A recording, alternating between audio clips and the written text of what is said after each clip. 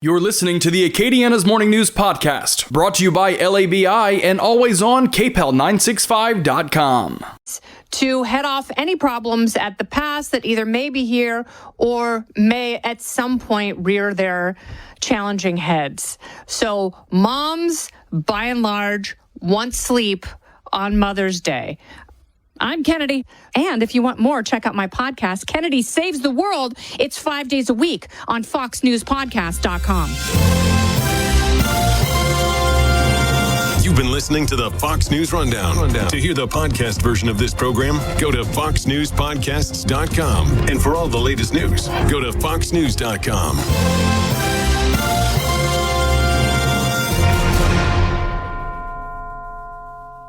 Hi, I'm Henry Winkler. My eyes are very important to me. My eyes connect me with everything I love.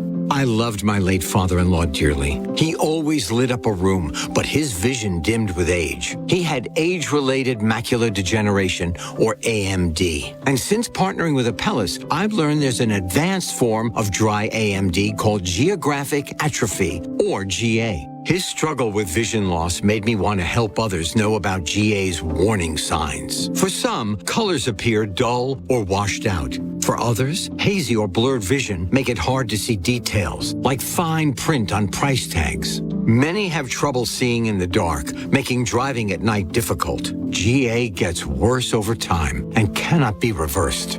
If you think you have GA, don't wait. Treatments are available. Ask a retina specialist about FDA-approved treatments for GA and go to GAWon'tWait.com. I'm Shanola Hampton. Every day, millions of people face hunger. Today, I will share with you some of their experiences. I'm stuck between paying for medications or paying for food. John from Maine. After paying my bills, I can buy groceries. It's sad to say, food comes last. Alice from Oregon. I thought pantries were for less fortunate people, but anybody could be less fortunate in a day or even a second. Claire from Virginia. The Feeding America network of food banks helps provide over 6 billion meals to people in need each year. No one should have to worry where their next meal will come from. Together, we can end hunger. Learn more at feedingamerica.org.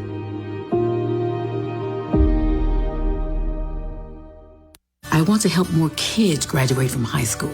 Help more families learn how to budget and save. I want my neighbors to have access to health care. Help create opportunities for everyone in your community. Give, advocate, volunteer. Live United. Brought to you by United Way and the Ad Council. For those fortunate enough to help the person who has always been their hero, find the care guides you need to help at aarp.org/caregiving. Brought to you by AARP and the Ad Council. News Talk 96.5 KPEL, Breaux Bridge, Lafayette. Broadcasting from the Matthew James Tax Pros studio. Online at MatthewJames.com. Motions denied. I'm Chris Foster, Fox News. Day 15 of former President Trump's criminal trial in New York. Jurors heard testimony yesterday from a bookkeeper, a personal secretary, and a book publishing executive. Former President Trump's attorneys asked for a mistrial over details in former adult film star Stormy Daniels' 2-day testimony about the one-night stand she says they had. Judge Juan Merchan denied 2 defense motions for a mistrial and to amend the gag orders so the former president could respond to Daniels' testimony. The defendant criticized the judge post-court. I'm innocent, and I'm being held in this court with a corrupt judge who's totally conflicted. The trial reconvenes at 9:30 this morning in New York City. Gernal Scott, Fox News. Israeli Prime Minister Benjamin Netanyahu says he hopes to overcome disagreements with President Biden, but that his threat of withholding bomb shipments will not affect plans for a military offensive in the city of Rafah in Gaza. President Biden says that operation risks too many civilian lives. Police right now are arresting pro-Palestinian protesters at UPenn. Biden administration announces a new rule allowing for the rapid rejection of some migrants' asylum claims. The new regulation released by Homeland Security would allow asylum officers to deny asylum claims of those who have a serious criminal record or who are believed to be linked to terrorism. Right now, even such people who claim asylum can end up remaining in the country for years. This new rule would allow officers to reject their claims rather than judges. The regulation will be open to a public comment period for 30 days, and the Biden administration does expect it to be finalized this year. On a call with reporters, a Homeland Security official said they do not expect this rule to result in large numbers of deportations, but that it will apply to those they're most concerned about. Jessica Rosenthal, Fox News. About 250,000 homes and businesses are without power in the southeast, the most in Alabama as a line of severe weather moves through wind gusts and thunderstorms. America's listening to Fox News. Pure Talk, my sponsor and my wireless company, of now providing international roaming to over 50 countries. Now, as you plan your summer travel, make sure that your wireless company covers you at home and abroad. Now, you can get unlimited talk and text, plenty of 5G data for just $20 a month. That's less than half the price of Verizon, AT&T, and T-Mobile for the exact same service. Dial pound 250, say the keyword save now. Do it now. You save an additional 50% off your first month. Make the switch to Pure Talk so you can afford to travel this summer. You know, since 9/11, the Tunnel to Towers Foundation has been committed to supporting our nation's first responders and veterans. They support America's heroes like U.S. Army Major Jonathan Turnbull. Now, Major Turnbull sustained devastating injuries at the hands of an ISIS suicide bomber. Tunnel to Towers gave him a specially adapted smart home designed for his needs. Join Tunnel to Towers. They're hoping all of us will donate $11 a month so this great work continues. Their website, the letter T, the number 2, the letter T.org. President Biden has 3 campaign events today. Stops in California and Washington state are on the agenda as President Joe Biden does some fundraising on the West Coast. He's in San Francisco today for 2 campaign receptions in the Bay Area, then heads to Seattle, where he'll participate in campaign events over the weekend. The president has visited the San Francisco area multiple times in the past year, most recently in February for a Silicon Valley fundraiser. Today's trip comes as the Biden campaign launched a $14 million May ad buy targeting Black, Latino, and Asian American voters. Tanya J. Powers, Fox News. The top prosecutor in El Paso, Texas, says he's not giving up on charges connected to a riot at a border wall. El Paso District Attorney Bill Hicks says a county court judge's order dismissing 211 cases against migrants accused of participating in a March 21st riot at the U.S.-Mexico border was inappropriate. We have every intention of appealing his dismissal orders. The judge finding the cases were moved from district to county court without a required transfer order. Hicks arguing the transfer was properly done and addressing criticism over the misdemeanor charges. It is not about immigration. It is not about politics. Stressing it's about protecting the community. That's Fox's Kristen Goodwin. Pennsylvania is the 29th state banning handheld cell phone use while driving. Governor Josh Shapiro's office says the Democrat will sign the bill into law 18 years after he first introduced similar legislation as a member of the state House. It's designed to reduce distracted driving crashes and fatalities. The Keystone State currently only has a texting while driving ban. Drivers can still legally make emergency calls or use it for navigation. A separate provision requires large police departments and the state police to collect and publicly report data on traffic stops, including a driver's race. Fox's Tom Rigotti. Stock futures are higher ahead of the opening bell on Wall Street. The Dow's been up 7 straight days so far. I'm Chris Foster, Fox News. Your 24/7 news source, on air, online, and with the KPEL News app. Now the headlines from the KPEL News Center. Good morning. I'm Tracy Wirtz with a look at news on this Friday, May 10th. The State Revenue Estimating Conference increased its state revenue estimates Wednesday, giving lawmakers up to $197 million more to spend this fiscal year and $89 million more next year. The constitutional spending limit only allows lawmakers to allocate $86 million more in this budget year, which ends on June 30th. To spend all of the nearly $200 million, lawmakers would need to agree to breach the Constitution, and it's doubtful they would do that. Governor Jeff Landry and lawmakers will be able to factor the additional funds for next year into the budget under discussion now. The additional money is coming from larger corporate and severance tax collections than expected and higher interest earnings on investments.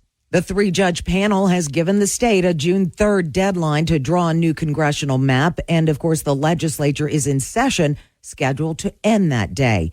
But with the budget yet to be heard in the Senate Finance Committee, Senate President Cameron Henry says it's impossible for them to even file a bill for a new map because the deadline has already passed. For the first time, all sides of the issue agree that the matter needs to be settled by the U.S. Supreme Court. The NAACP and State Attorney General Liz Murrill have filed for an appeal with the Supreme Court, with a Monday deadline set for other parties to file. Senator Patrick McMath's bill to make using a handheld cell phone while driving in Louisiana a criminal offense passed overwhelmingly in the Senate, but his yearly attempt failed in the House overwhelmingly by a 21-72 vote. One Bossier City representative believes the issue will solve itself in the near future. Another is concerned there may be legal issues with the bill. Charges against a Stevensville man have been upgraded from battery to second-degree murder after a man he was fighting with died. Last weekend, St. Martin Parish deputies responded to a call about a physical altercation. When they arrived, one of the people was transported to the hospital and then died on Wednesday. 49-year-old Chad Groh was booked into the St. Martin Parish Correctional Center on the upgraded charge. A St. Martinville woman is charged with multiple felonies related to tax fraud. Investigators with the Louisiana Department of Revenue say Ashley Renee So filed a false state tax return and fabricated a W-2 and employment verification. Her alleged fraudulent actions resulted in a refund of $12,000. So is the 74th person arrested under a joint anti-tax fraud initiative between the Department of Revenue and the State Attorney General's office. Traffic around the Cajun Dome and Convention Center will be heavy today as family and friends attend UL graduation ceremonies. The first two commencements begin at 9, with another two starting at 1. That same schedule will happen tomorrow. UL softball dominated the field Thursday, defeating James Madison in 5 innings. The Ragin' Cajuns demonstrated why they are the number 1 overall seed in the Sun Belt Tournament, recording 8 runs on 7 hits. Cajuns pitcher Sam Landry went 4 1/3 innings, striking out 4 batters and only allowing 3 hits. The UL baseball team will look to bounce back from a tough series loss against Troy when the Ragin' Cajuns take on Georgia Southern this weekend. First pitch in the 3-game series is tonight at 5:30. You can hear that game on 96.5 KPEL. That's a look at your news. I'm Tracy Wirtz. This hour of Acadiana's Morning News has been brought to you by Jani King. The King of Clean has been a leader in the cleaning industry on the Gulf Coast for over 35 years. To find out more about their cleaning and disinfecting services, head to their website at janiking.com. The Cajun Heartland State Fair is coming May 23rd through June 2nd. This year, the fair celebrates its 36th anniversary, and you can celebrate with early bird savings. Get the News Talk 96.5 KPEL Advanced Mega Pack before the start of the fair and save. The News Talk 96.5 KPEL Advanced Mega Pack includes 4 ride wristbands and 4 fair admission vouchers for only $100. And you can redeem them on any day of the fair you choose. Save now when you score the News Talk 96.5 KPEL Advanced Mega Pack. Only $100. And hurry because there's a limited quantity of the Advanced Mega Packs. Get yours today. You can buy the News Talk 96.5 KPEL Advanced Mega Pack at the Cajun Dome box office or online at CajunDome.com. LUS presents the 36th Annual Cajun Heartland State Fair, May 23rd to June 2nd. At the Cajun Dome, experience the wild rides on the Gold Star Midway or free family entertainment like Scott's World of Magic. Learn more at KPEL965.com and click on the Cajun Dome link. Brought to you by News Talk 96.5 KPEL, where Acadiana comes to talk.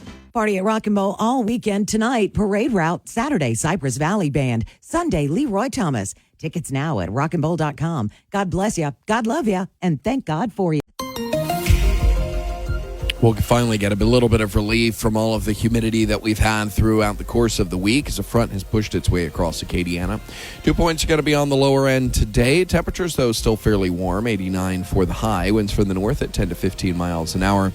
We will see the lows tonight get down into the mid-60s. Comfortable out there for Saturday, low 80s with partly sunny skies with widely scattered showers expected by Mother's Day. From the Storm Team 3 Weather Lab, I'm KTC meteorologist Daniel Phillips on News Talk 96.5 KPEL. News Talk 96.5 KPEL. Right now, traffic. We have an early morning accident on Ambassador Caffrey, the 8100 block. That is not far from its intersection with Highway 90. Also, just got information in about a crash in Vermilion Parish. It is on LA 14 near Sidney Gautreaux Road, which is just west of the Abbeville city limits. The roadway is currently closed due to an overturned 18-wheeler. LA 14 is expected to remain closed for several hours. LA 14 to LA 696 to 167 is available, though. So as you get to work and school this morning, if you take LA 14, then please know that the roadway is closed near Sydney Gotro Road. We will keep you updated. Current temperature is 77 degrees.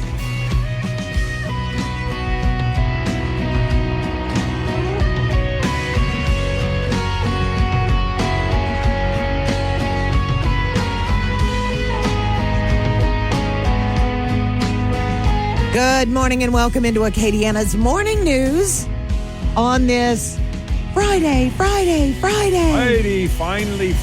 Boy, no kidding. May the 10th. We are in May double digits. It's National Shrimp Day. I'm always down for shrimp. Oh, yeah. It is National Military Spouse Appreciation Day. I don't think that folks understand the toll that someone being in the military takes on their significant others. True. It is National Small Business Day. I think we should celebrate that every day. Vital backbone of America. Without a doubt. Let's take a look on today in history. Not too many big things happened. On this date in 1924, J. Edgar Hoover was named acting director of the Bureau of Investigation. Of course, it would later be known as the FBI, the Federal Bureau of Investigation. On this date in 1869, transportation changed. A golden spike was driven in Promontory, Utah, marking the completion of the first transcontinental railroad in the United States. Before that, you had to ride on a horse. Yeah, horse and buggy. Or a wagon. Tough stuff. That does not sound fun by any stretch. On this date in 2017, Apple became the first company to achieve a worth of more than $800 billion with a B dollars. Wow. Yeah, that's a lot of money. I can't even wrap my brain around that much money, right? Yeah. You get over, heck, if you get over $1 million, I have a hard time. Well, it's funny how $1 million it's chump change. Now, right. You know, and $1 billion used to be like, wow, decades ago I'm talking about here. But not now. Incredible. I remember when I was, I guess in high school, people said, man, if you can retire with $1 million in the bank, you would be set. You wouldn't have to work. You could buy anything you wanted. You can go anywhere you wanted, and you would even leave some for your children. Nowadays, nah. All those things don't come true. Could probably live if you're a good common sense practical person, you could probably live a pretty good life, but no, you're not buying anything you want. You're not going anywhere you want. Right. So anyway, but we do the best we can. Yeah, and hopefully we get to retire, period, right? Yeah.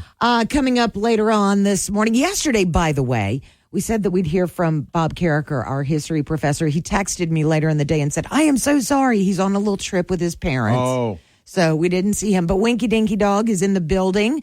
We've got Strange But True movie edition today. The Goonies. Woo, I'm pretty excited about that. I'm sure that there are some interesting Strange But True facts with that.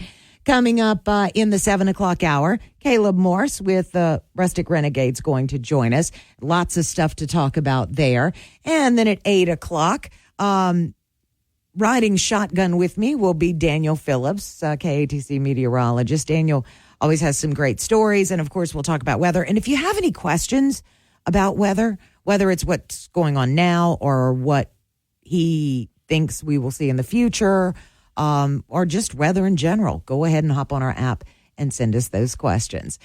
KPEL News Time is 6:17. Fox on Tech.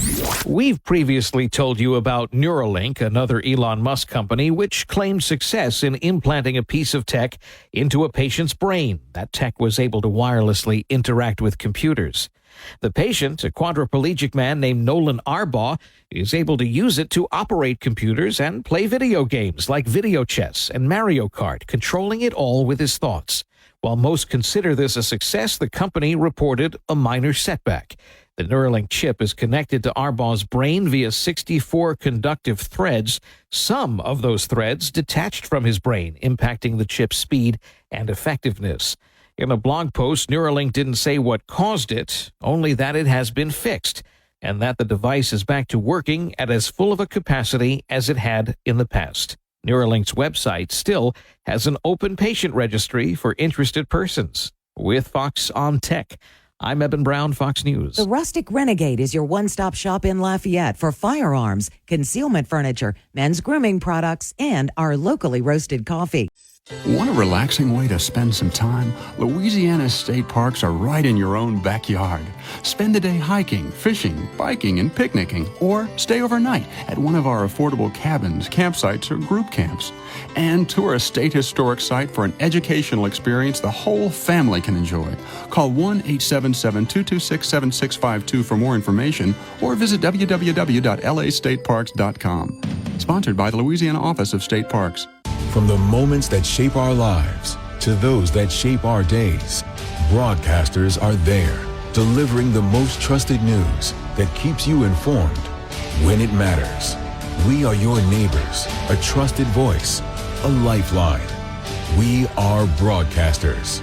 Text TV to 52886 and let Congress know you depend on your local TV and radio stations. This message furnished by the National Association of Broadcasters.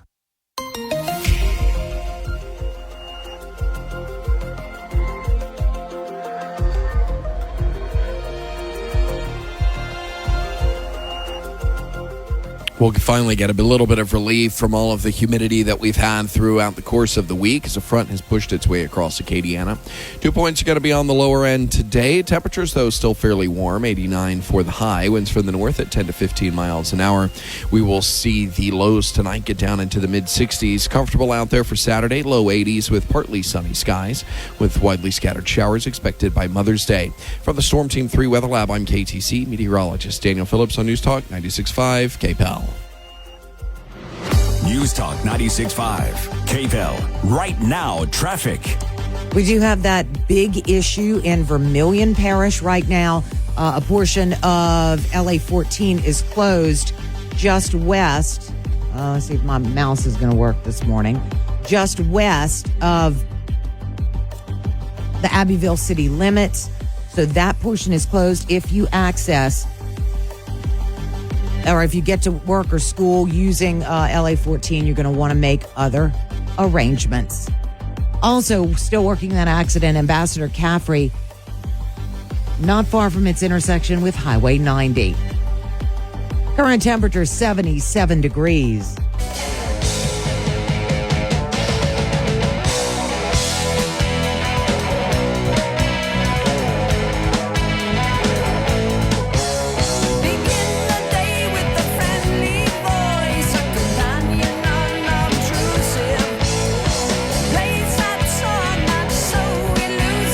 KPEL News Time is 6:23 on this Friday morning. Thank God it's Friday. Yes, indeed.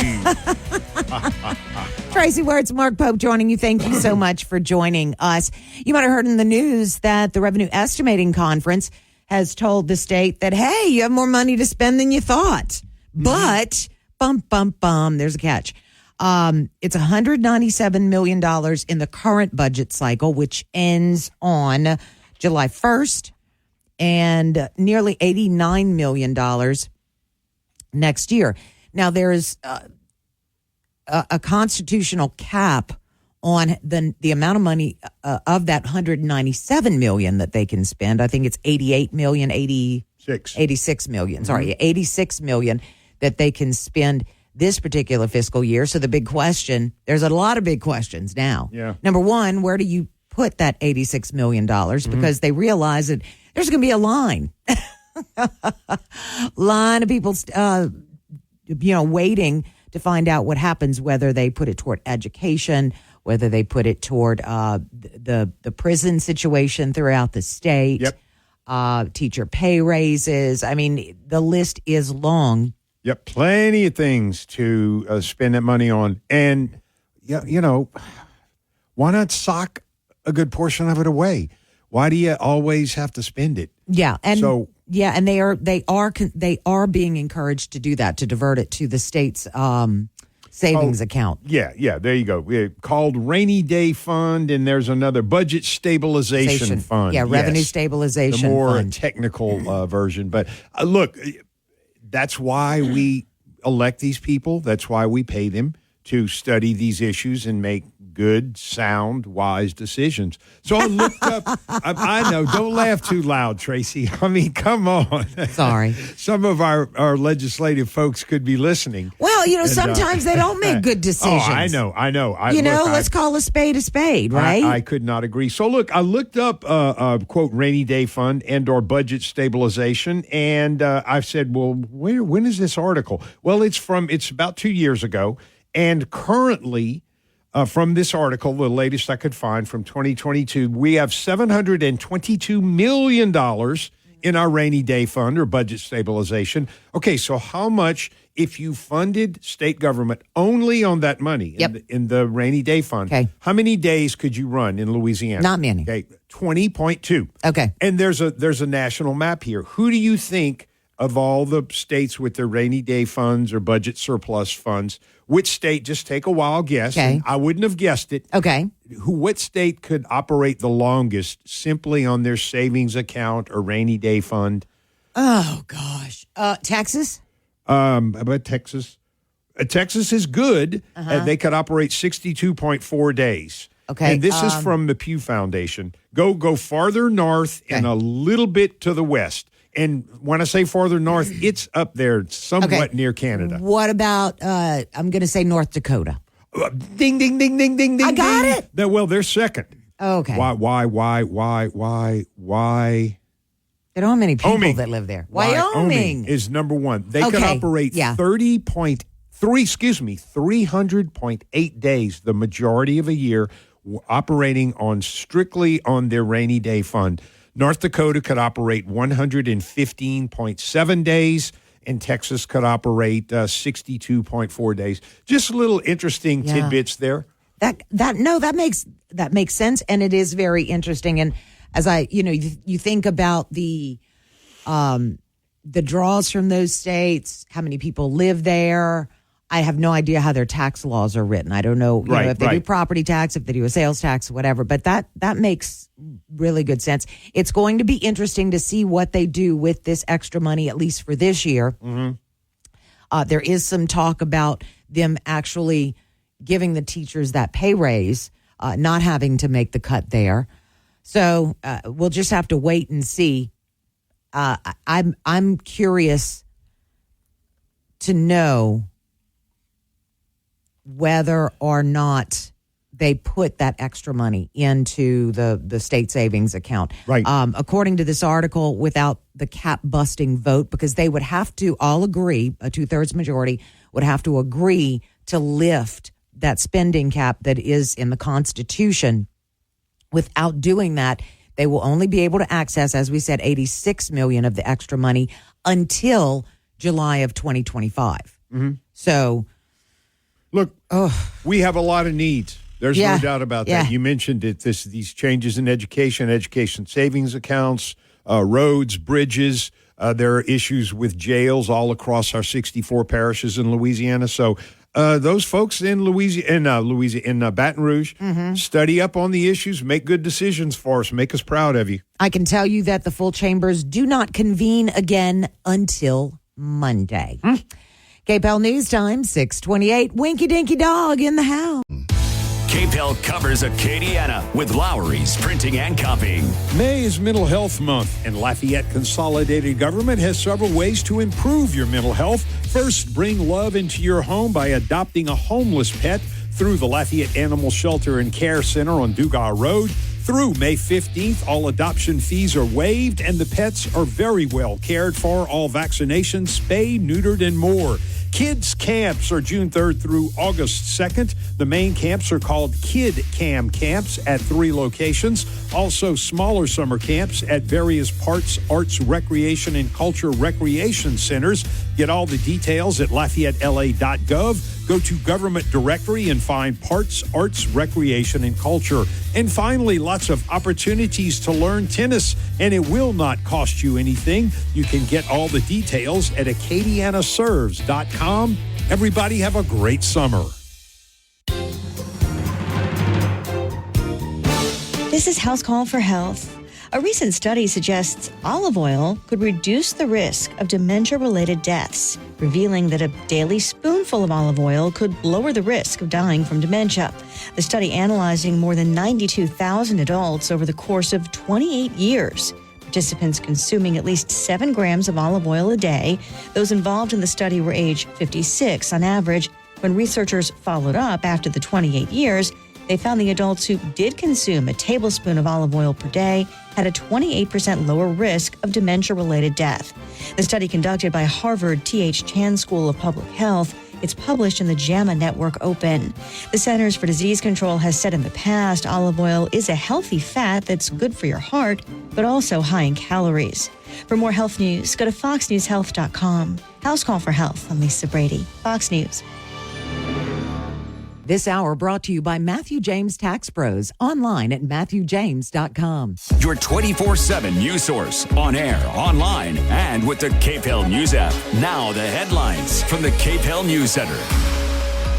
Good morning. I'm Tracy Wirtz with a look at news on this Friday, May 10th. The State Revenue Estimating Conference increased its state revenue estimates Wednesday, giving lawmakers up to $197 million more dollars to spend this fiscal year and $89 million more next year. The constitutional spending limit only allows lawmakers to allocate $86 million more in this budget year, which ends on June 30th. To spend all of the nearly $200 million, lawmakers would need to agree to breach the Constitution, and it's doubtful they would do that. Governor Jeff Landry and lawmakers will be able to factor the additional funds for next year into the budget under discussion now. The additional money is coming from larger corporate and severance tax collections than expected and higher interest earnings on investments. The 3-judge panel has given the state a June 3rd deadline to draw a new congressional map, and of course the legislature is in session, scheduled to end that day. But with the budget yet to be heard in the Senate Finance Committee, Senate President Cameron Henry says it's impossible for them to even file a bill for a new map because the deadline has already passed. For the first time, all sides of the issue agree that the matter needs to be settled by the U.S. Supreme Court. The NAACP and State Attorney General Liz Murrill have filed for an appeal with the Supreme Court, with a Monday deadline set for other parties to file. Senator Patrick McMath's bill to make using a handheld cell phone while driving in Louisiana a criminal offense passed overwhelmingly in the Senate, but his yearly attempt failed in the House overwhelmingly by a 21-72 vote. One Bossier City representative believes the issue will solve itself in the near future. Another is concerned there may be legal issues with the bill. Charges against a Stevensville man have been upgraded from battery to second-degree murder after a man he was fighting with died. Last weekend, St. Martin Parish deputies responded to a call about a physical altercation. When they arrived, one of the people was transported to the hospital and then died on Wednesday. 49-year-old Chad Groh was booked into the St. Martin Parish Correctional Center on the upgraded charge.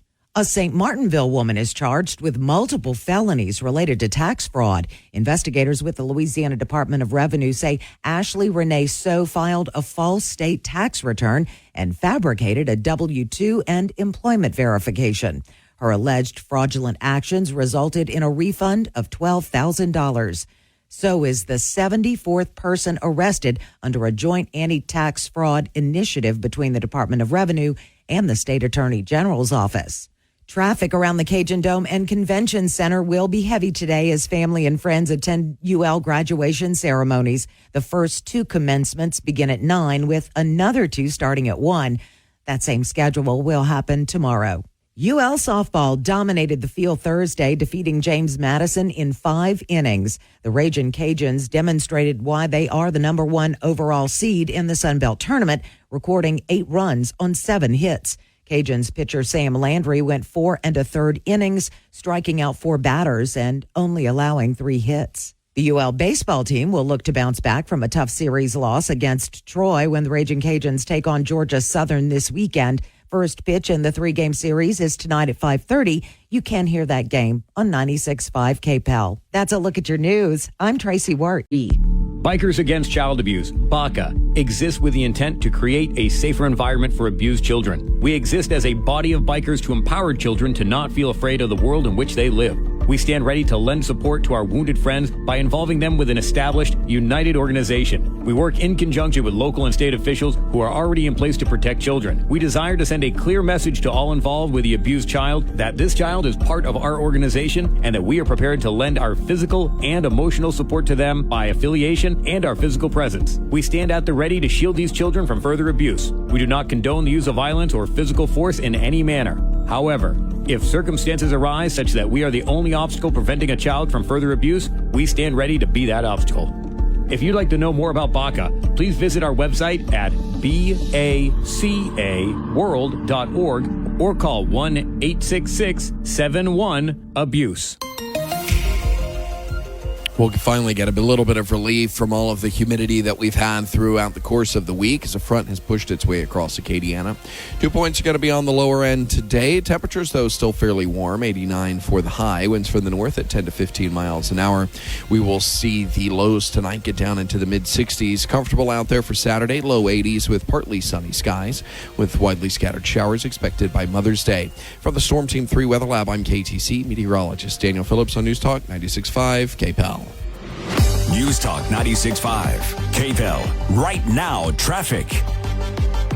All right, taking a look at traffic this morning, still showing that accident in Ambassador Caffrey, not far from Highway 90. And don't forget, in Vermilion Parish, a portion of Highway 14 is closed this morning. I want to tell you exactly where that is. It is near Sydney Gautreaux Road, just west of the Abbeville city limit. An 18-wheeler is overturned. They're trying to right it, and it will remain closed for several hours. So if that is your route to school or to work, make sure that you take a detour. KPEL News Time, 6:39. Current temperature, 77 degrees.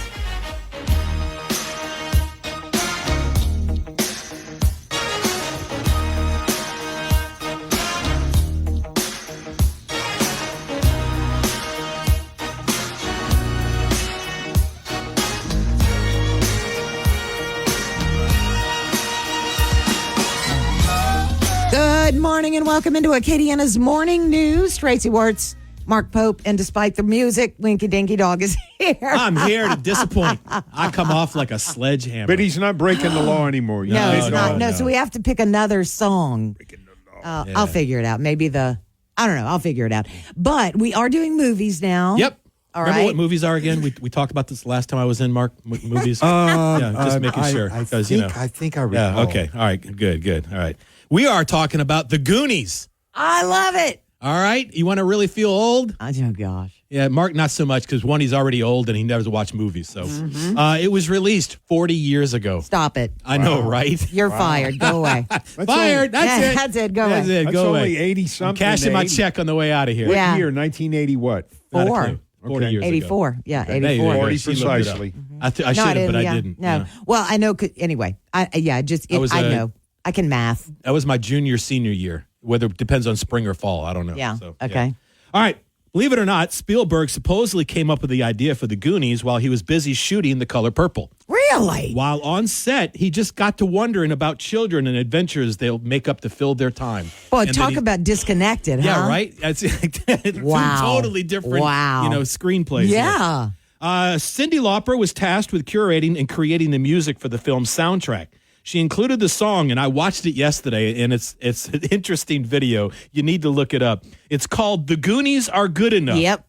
I'm hearing it when you said Goonies. That's what And was it playing involves in a my lot head. of the old WWF wrestlers from back in the day. Lou Albano, Roddy Piper, the Russian guy, the Iranian guy, and all that stuff. It was an interesting little video.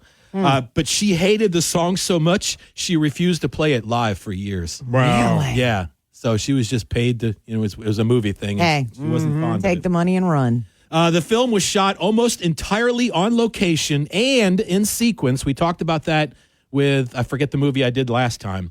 It was that was a Breakfast Club. Breakfast Club. It was almost entire in sequence in Astoria, Oregon, and the house is real, and it was a private residence they rented out, and it's still there today. And it was recently bought by a Kansas City guy who really loved the movie. No idea what his plans are for it. Whether he'll turn it into a museum. So the house where the mama and Chump, was it Chump? Chunk. Yeah. What, that house? Yes. Okay. It's real. No kidding. And somebody was living there, and they decided, hey, we like that house. Well, then they went under the water and all on the cliffs. Mostly in Oregon. On to our next Okay, but wait, hold on. All right. Get over a quick view, really quick view. For those of us who don't know the Goonies, is it all about fun or there's some horror scenes? It's about a bunch of kids who go on a treasure hunt. They find this map and about the treasure of One-Eyed Willie the pirate. Yeah. Yeah. Yes. And then all the adventures that leads to. I thank you, Wink. You got it. The scenes featuring One-Eyed Willie's ship. Now, that was filmed on a 32,000 square foot soundstage in I believe Burbank. that. Yeah, that makes sense. The largest one in the Warner Brothers lot at No the time. kidding. And the ship was 100% real. Yep. They built the ship for this movie full size. And when the scene when the kids kind of they go down the slide and into this little water and they see the ship for the first time, Spielberg kept them away from the ship the entire time they're building it. They wanted the full-on reaction of the kids when they got to see the ship for the first time. That's so what cool. you see there is 100% real, except I found out after I was watching YouTube, they had to do a second take. Where I was looking up said it was the first take. I heard it was the second take because a couple of the kids cursed on the first take. they dropped a couple of cool right. Yeah, when he was like 12 or whatever. Sean Astin kept the treasure map used in the movie. No kidding. But his mom threw it away, thinking it was trash. Yes. Wow. Bad, huh? Oh my gosh. Also, Sean Astin improvised the storytelling of One-Eye Willie to the rest of the Goonies. Oh, that's He just cool. went off and started going off. He is definitely an underrated talent. Yep. Josh Brolin? Yeah. That was his breakout movie. That was his first role. Now that you say that. Yeah. Yeah. That was it. Also, why? I don't know. But the map was speckled with real blood from some unknown and unnecessary reason. I just don't know why. Okay. I know. Jeff Cohen, who plays Chunk, we were talking about him earlier, he was able to generate, I can't remember the scene, but he was able to generate real tears when needed for the film because he thought about his mother dying. It's when I know when he was talking to what was the little guy's name that they kept chained, or they had chained to the pipe. He would cry. It was when he was talking to him at some point when he was telling him goodbye. I haven't seen the movie in years. I just remember it because we watched it ad nauseum. Oh my goodness. Ki Hugh Kwan screams, "Holy!" You spell the words that start with an S. When rocks fall from the cave ceiling, and he spelled the expletive in the movie because he promised his mother he would not use any bad language in the film. Aww. He could have gotten away with it because of the rating. Right. But he promised his little old mom that he would not curse. So he spelled the word instead. Robert Davi, who plays Jake Fratelli in the movie. Yeah. One of the bad people. And he is a trained opera singer. And he's the one that came up with the idea to sing to Sloth from Giacomo Puccini's opera, Madame Butterfly. That is real. 100%. He is singing that. No kidding. Yeah. Sloth? What's his real? He's got a real name in the movie. Wait, is Sloth and Chunk they know this? No, Sloth is the monster-looking guy. Oh, Chunk is the kid. Chunk is the kid. Okay, I'm sorry. You had it mixed up? Yeah, I had it mixed up. Okay, yes, no. yes. So Okay, Chunk's the little kid, the little roly-poly. He used to do that thing with his belly. Yep. Yeah. Mouth used to tell him to do that. All right. Sloth is the guy that was the scary dude, became the real cool dude at the end. He's got a real name, and it's called Lotney Fratelli. Okay, but I don't know if they ever say that. They don't.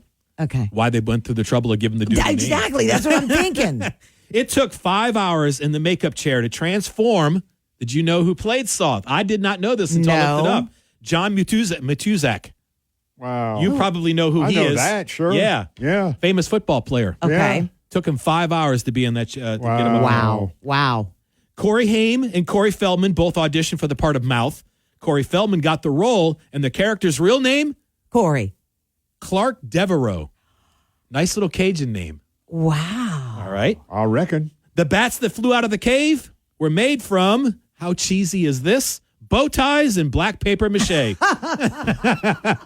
Low tech. The slide into the pirate ship's cave was absolutely real. In fact, it was so real the crew would sneak into the soundstage after the shooting to go ride on it. No kidding. Yeah. There was a deleted scene with an octopus, which Data mentions at the end of the movie they forgot to take out of the script. He refers to this octopus at some point that it was never there in the movie. Okay, so I'm going to have to go back and watch it to figure Corey that one out. Feldman actually fit all the jewels in his mouth.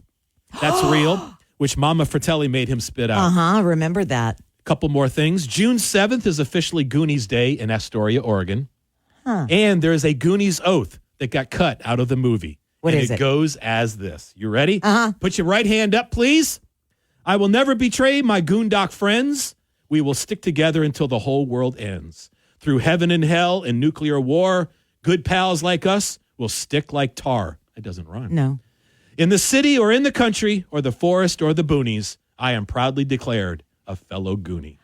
Aw. That's pretty good. Yep. That is. It reminds me of the Harry Potter thing, though. Yeah. You know, I solemnly swear I'm up to I'm no up to good. no good. Yeah, Yeah. that's what it reminds. I need to, get a copy of that. Wink, thank you That so didn't much. last nearly as long. I thought I had way more, but No, it's okay. It is it's what okay. it is. Yeah. It was all you get what good. you pay for, people. That's right. You had a This- good- yeah, you had a hey, good we'll flow double your there. pay next week, okay? Yeah, Double Just it? like- yeah. Uh-huh. 2 How about cups that? of coffee. That's right. Yeah. So, have you decided which movie next week? Not a clue. You got an idea? I got a whole list of possible contenders. Okay. So you think about it, Okay. and I got a bunch of contenders I'm keeping up with as I see things, and I'm like, ooh, I want to write that down. So If you're listening and you have an idea of what movie you want Wink to kind of delve into, then go ahead and drop us a message on the KPEL app. Wink, thanks so much. you got it. KPEL News Time, 6:49. I saw something scrolling across Facebook last night. It was this mom saying, do you know what I really want for Mother's Day?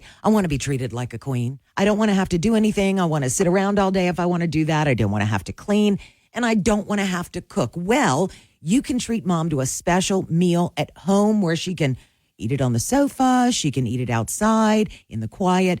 And you can go to Rouse's Markets and save some money. They've got Sanderson Farms boneless, skinless chicken breasts for just $1.99 a pound. That's a savings of $2.50 a pound.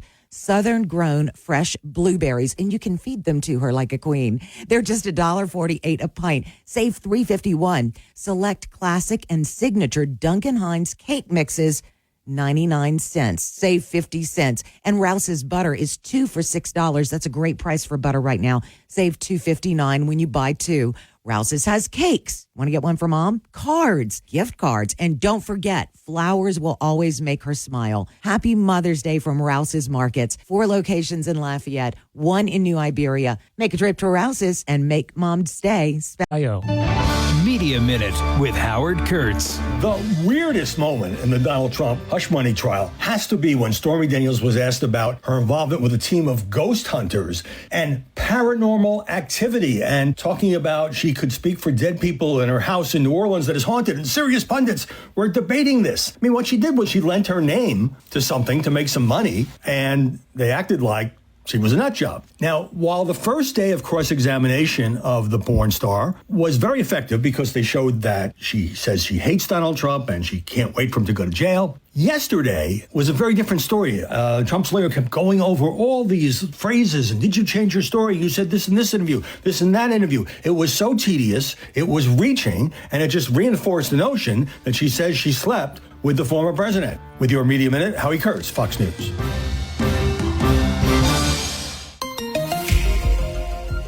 We'll finally get a little bit of relief from all of the humidity that we've had throughout the course of the week as a front has pushed its way across Acadiana.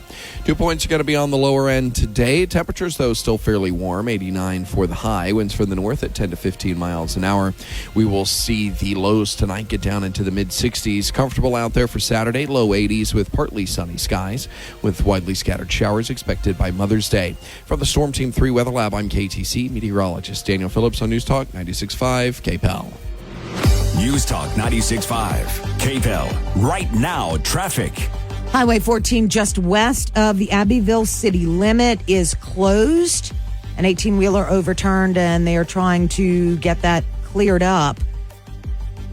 Vermilion Parish Sheriff Mike Couvion says that could be closed for a few hours, so it definitely will be affecting your work and school travel. Make plans accordingly. Current temperature is 77 degrees.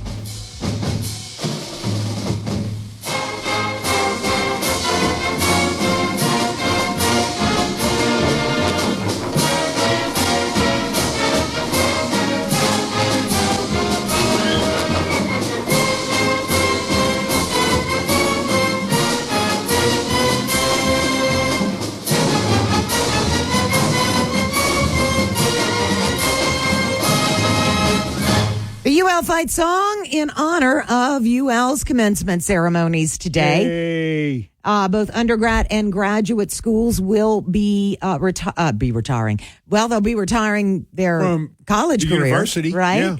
Yeah. The Cajun Dome this morning at 9, Ray P. Audemars College of Sciences, and then in the Convention Center, the College of Education and Human Development, and then this afternoon at 1. In the Cajun Dome, the B.I. Moody III College of Business Administration, and in the Convention Center, the College of Nursing and Health Sciences. Wow. Yeah, some big ones. And then tomorrow morning, you have the College of Engineering and the College of Arts, and then at 1, the College of Liberal Arts and the University College. So you will see, as you heard in the news, or you will hear in the news, increased traffic around the Cajun Dome. Just be mindful of that. And what exactly is going on. If you're like coming up Congress and you're, where's all this traffic coming from? Well, that would be why. Yeah. And with it starting at 9, I'm sure that the traffic is going to get heavy here within the next hour or so as people try to get there and get a good seat. 2 big days. And yes, and you are correct, Tracy. Congrats to all the graduates. No, they worked hard, and good luck with your postgraduate career. And I mean, after you graduate. Yeah. Now you got to go be a big, like a real adult, a real bona fide adult. Right. And that's not as fun as they say.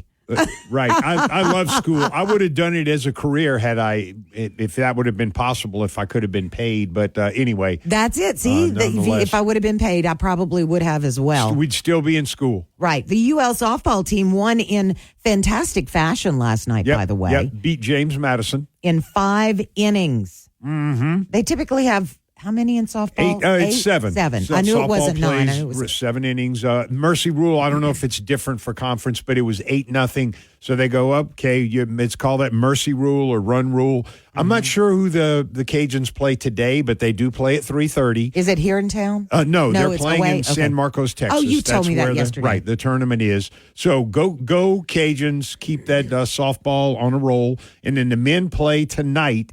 That is a 5 p.m. right here on KPEL pregame. Oh, it's not 5:30. That's the information I had. 5:30 start. 5:30 first start. Pitch. Okay. Yeah, 5 o'clock pregame here on KPEL. 5:30 first pitch, and then game times for Saturday. Saturday is 1 p.m. Sunday is noon. Tune in here. Go Cajuns taking on Georgia Southern. And the softball team, by the way, is number 1 overall seed in the Sun Belt.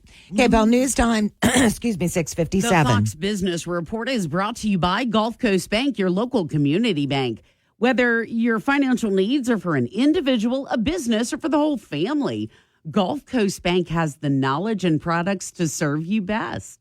With 9 convenient locations throughout Acadiana, you're never far from a friendly Gulf Coast Bank associate.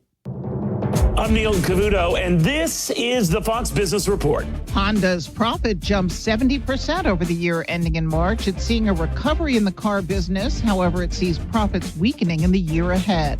Tesla CEO Elon Musk says the company will be spending more than $500 million to expand its supercharger network. Musk says Tesla will create thousands of new chargers a year and will be expanding to new sites. Last week, Tesla cut its supercharger team.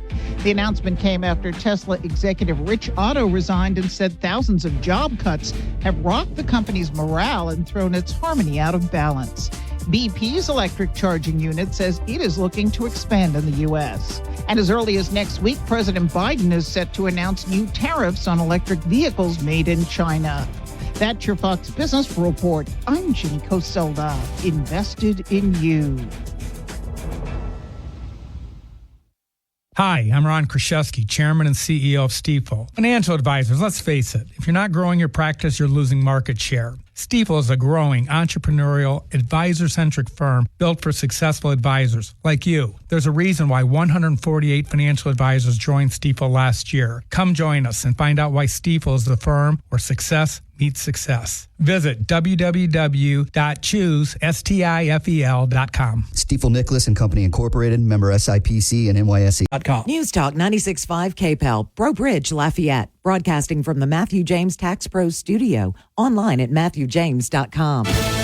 Bibi and Biden. I'm Chris Foster. Fox News. Israel's Prime Minister Benjamin Netanyahu dismisses President Biden's warning that some weapons shipments could stop over concerns about civilian safety if Israel's military launches a large-scale invasion of the city of Rafah in southern Gaza. We are determined and we are united in order to defeat our enemies and those who want to destroy us. If we need to stand alone, we will stand alone. Prime Minister Netanyahu translated there in a video message for Israel's Independence Day coming up.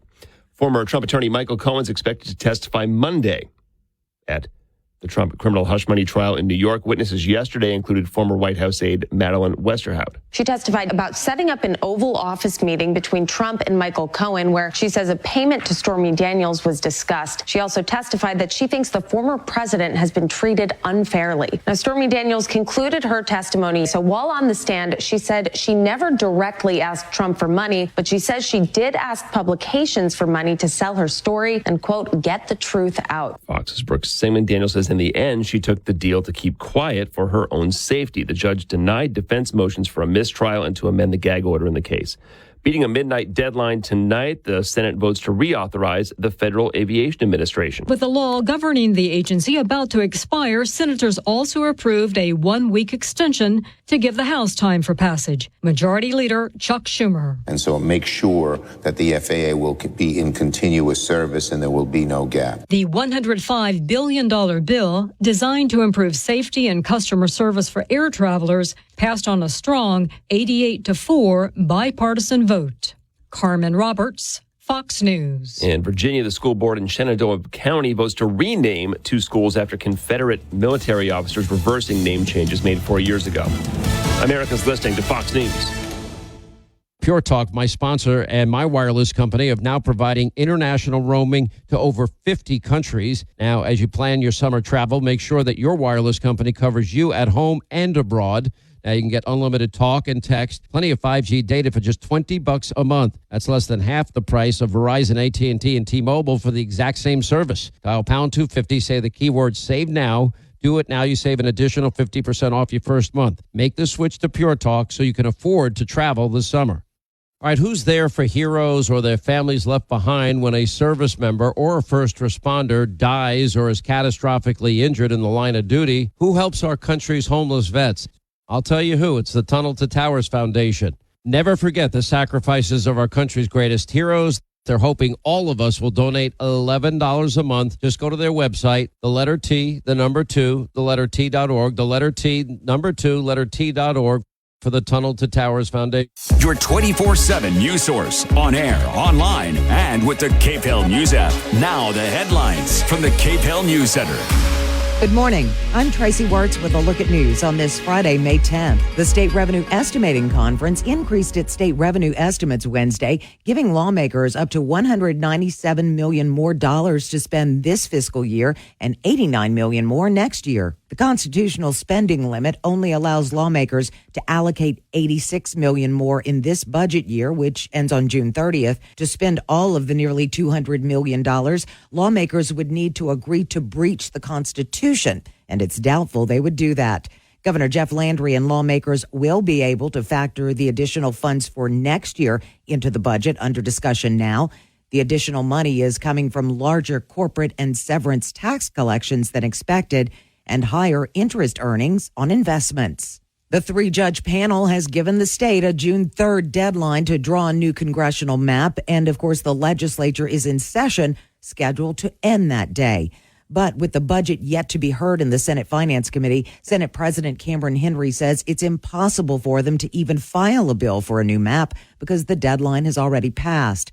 For the first time, all sides of the issue agree that the matter needs to be settled by the U.S. Supreme Court. The NAACP and State Attorney General Liz Murrill have filed for an appeal with the Supreme Court, with a Monday deadline set for other parties to file. Senator Patrick McMath's bill to make using a handheld cell phone while driving in Louisiana a criminal offense passed overwhelmingly in the Senate, but his yearly attempt failed in the House overwhelmingly by a 21-72 vote. One Bossier city representative believes the issue will solve itself in the near future. Another is concerned there may be legal issues with the bill. Charges against a Stevensville man have been upgraded from battery to second-degree murder after a man he was fighting with died. Last weekend, St. Martin Parish deputies responded to a call about a physical altercation. When they arrived, one of the people was transported to the hospital and then died on Wednesday. 49-year-old Chad Groh was booked into the St. Martin Parish Correctional Center on the upgraded charge. A St. Martinville woman is charged with multiple felonies related to tax fraud. Investigators with the Louisiana Department of Revenue say Ashley Renee So filed a false state tax return and fabricated a W-2 and employment verification. Her alleged fraudulent actions resulted in a refund of $12,000. So is the 74th person arrested under a joint anti-tax fraud initiative between the Department of Revenue and the State Attorney General's office. Traffic around the Cajun Dome and Convention Center will be heavy today as family and friends attend UL graduation ceremonies. The first two commencements begin at 9, with another two starting at 1. That same schedule will happen tomorrow. That's a look at your news. I'm Tracy Wirtz.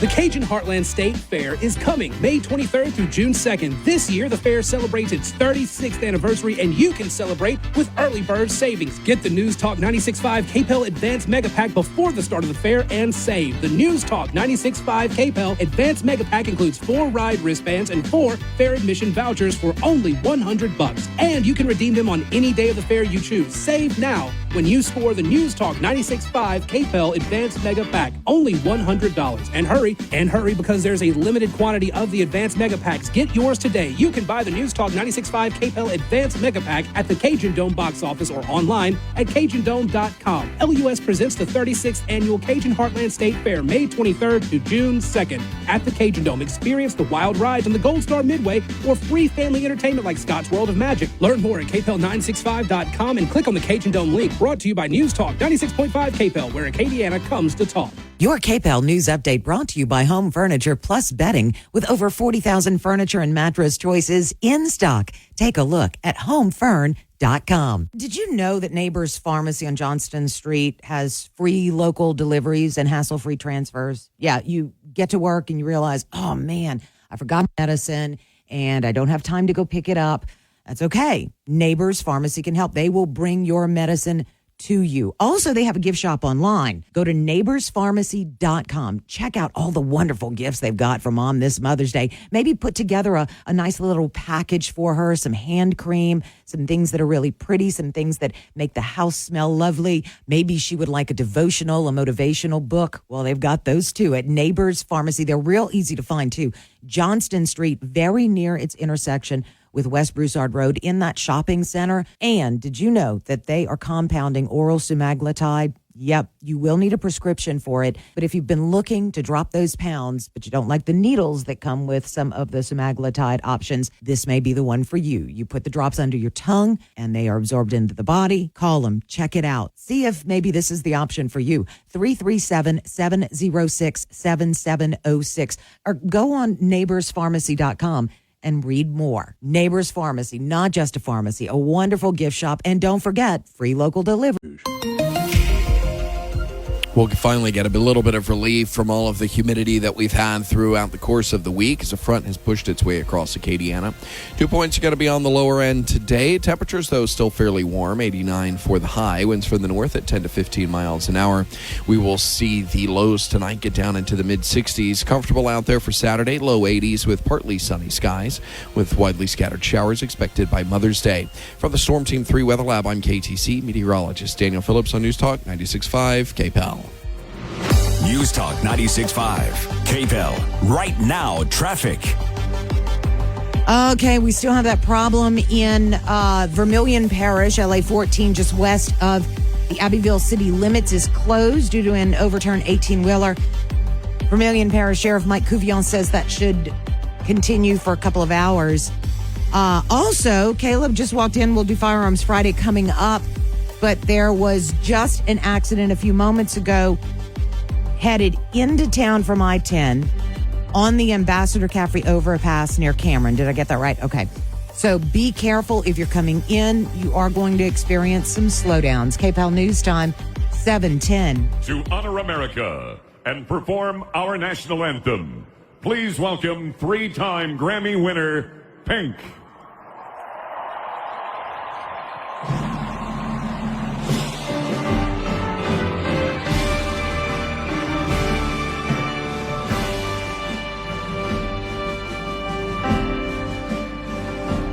Oh, say, can you see by the dawn's early light what so proudly we hailed at the twilight's last gleaming, whose broad stripes and bright stars through the perilous fight, o'er the ramparts we marched, were so gallantly streaming, and the rockets wrecked the line, the bombs bursting in air gave proof through the night that our flag was still there. Oh, say does that star-spangled banner yet wave o'er the land of the free and the home of the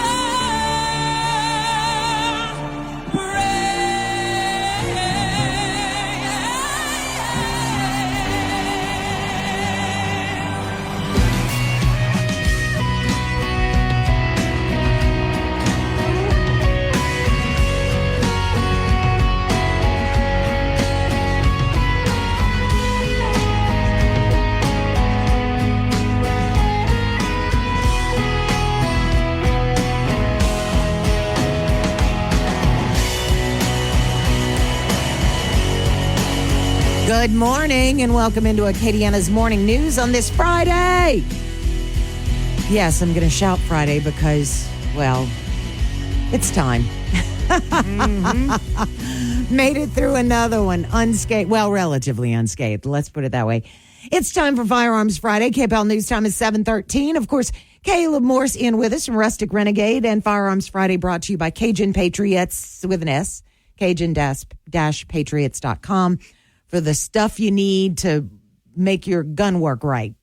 Yeah. Essentially, right? And your 100%. and your fishing. Fishing reel, which That's right. I still haven't used. But, you know, at least I'm honest. And you can get this stuff at Caleb's shop. You can get it with us. There's other few local guys that carry it.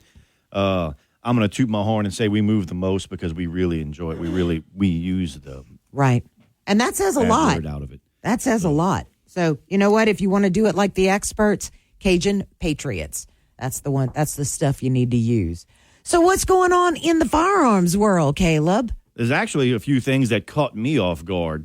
So I sent you one this morning because I forgot to send you the topics last night. That way everyone knows how professional. I'll let you talk about it anyway. So. The Biden administration came out with some new export laws over taking firearms out of the United States. And normally when we think of an export law, we think of people trying to sell firearms to other government entities, other countries, and things like that. Right. What you don't think about is that if you go hunting in another country, that falls under the export laws. So bringing your own weapon Bringing with your own you. firearm. So one of my dreams is to hunt in Africa. I would love to go. I won a trip a few years ago from Ducks Unlimited and was never able to make it, unfortunately. But my dream has always been to go hunting in Africa. Well, in order for me to bring my firearms to Africa, I have to export them. So I have to go file certain paperwork, certain documentation with the federal government, and they give me my export license temporarily. That way I can bring it out of the country. I have to file paperwork with the host country, the way it's done properly there, and then bring it back. So it's not always, but for the past 15, 20 years, it's been you can bring an unlimited number of firearms. Well, you can bring three long guns, 3 shotguns, 3 rifles, 3 handguns, and an unlimited, no more than 1,000. You can bring up to 1,000 rounds of ammunition. Because depending on what you're going to do, you might want to bring 2 flats of shotgun ammunition for one caliber, 2 for another if you're going pheasant hunting or anything else. So you end up having a lot of ammo that you have to bring to go hunting in these other countries. Under the new regulation, which actually goes into effect on the 30th, because they just pushed out a final rule, this didn't have to go to Congress, you can only bring 3 firearms. Period. You can only bring long guns. You cannot bring a handgun. And you cannot bring more than 500 rounds ammunition. So if you're going to go on a pheasant hunt and you bring 2 flats of shotgun ammo, which 500 rounds on some of these pheasant and dove hunts that they have in other countries is not much. Yeah, drop in the bucket. Then you can't bring anything if you want to go hunting Cape Buffalo, if you want to go jaguar hunting or anything else. And then they expanded the list on countries you cannot bring a firearm to. So it used to be there were 12 countries that you could not bring a firearm to, 12 Asian countries. Now there are 31. And I'm still going through this list trying to figure it out. And there's no way for us to challenge this because this is just like what we've seen with the ATF, where they came out and they said, this is our new final rule, and it changed a bunch of regulation. The same thing happened here. This is and I think about Title IX, same thing, where they don't need to go to Congress for anything. This is the Commerce Department Bureau of Industry and Security. And this final rule goes into place the 30th of this month. So why... Okay, so devil's advocate. I understand you wanting to bring your own firearm. But in terms of the ammo, would it be difficult to buy that ammo there? Most definitely. So Europe and America has 2 different standards on ammunition. In Europe, it is illegal in most countries to have what is considered a military-grade caliber. Okay. So here in the United States, we don't have that. Some states have regulation against 50 caliber, but you can use a .308, which is a NATO round.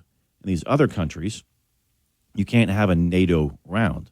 So instead of having a .308, they'll have like a 6.5 by 5.7 or a 7 by 5.7. They run very odd calibers to us because we believe in a standardization of calibers. They don't have that. So if I wanted to go hunting in Africa and bring my 7 mag, which is a perfect cartridge for Africa, I'll never find ammo. Really? So if you wanted to bring a firearm that you can find ammunition in Europe, the firearm would have to be imported into the United States from Europe in the first place. You would pay more money for that firearm and then bring it back over there. Oh my gosh. So not only are they making things difficult here, they're making things difficult everywhere. All right.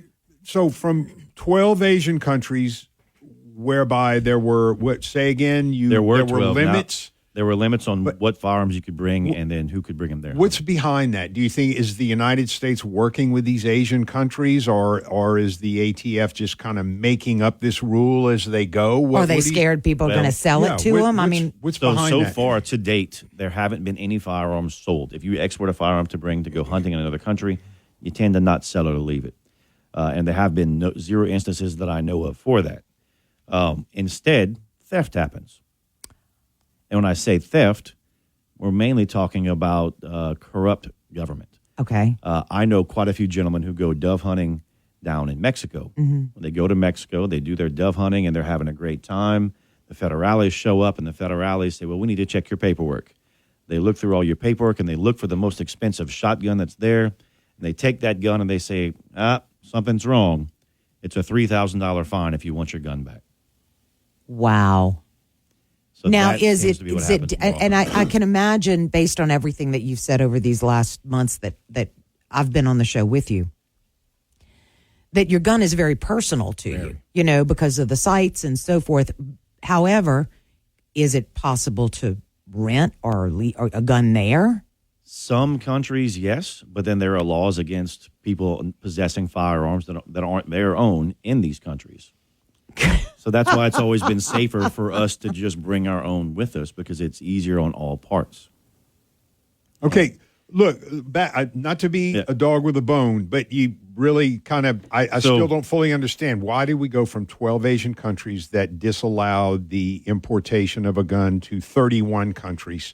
Are those the countries saying these are our new laws? It's our government saying it. So this is white papers or final rules from the U.S. government, not their own.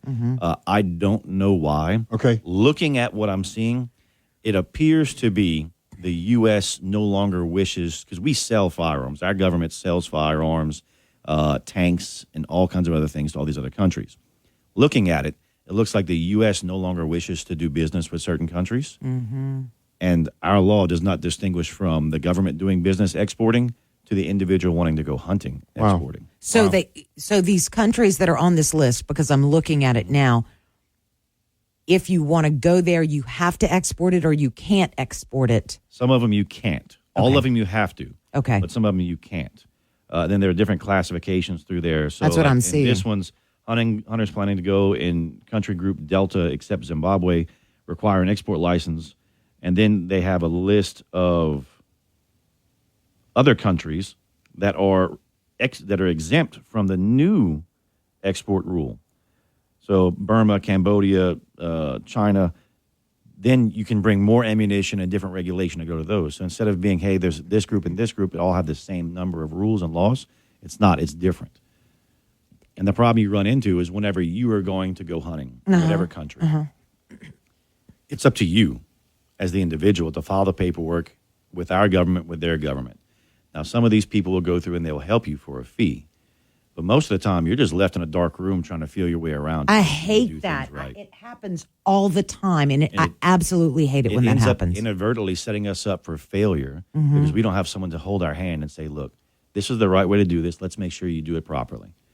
That is never the case when it comes to flying with your firearm or exporting your firearm to go hunting. Okay, I'm just going to sit here and be mad.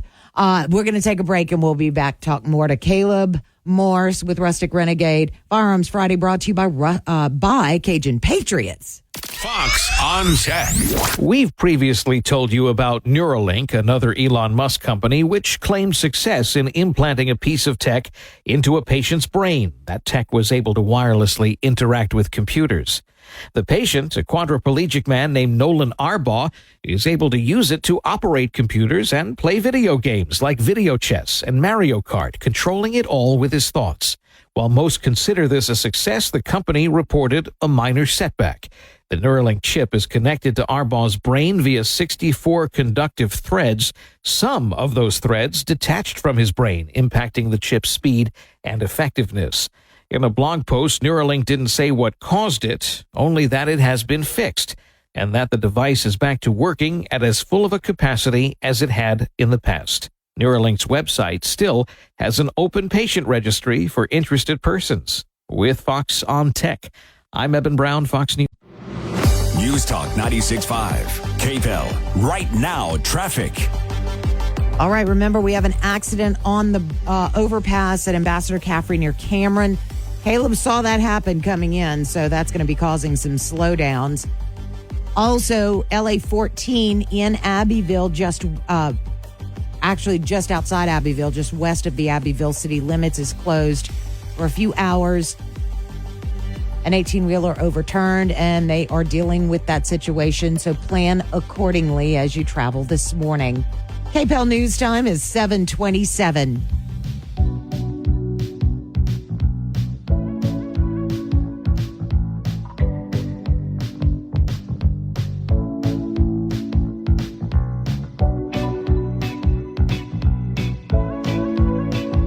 Good morning. Welcome back into Acadiana's Morning News on this Friday, May the 10th. It's Firearms Friday with Caleb Morse of Rustic Renegade.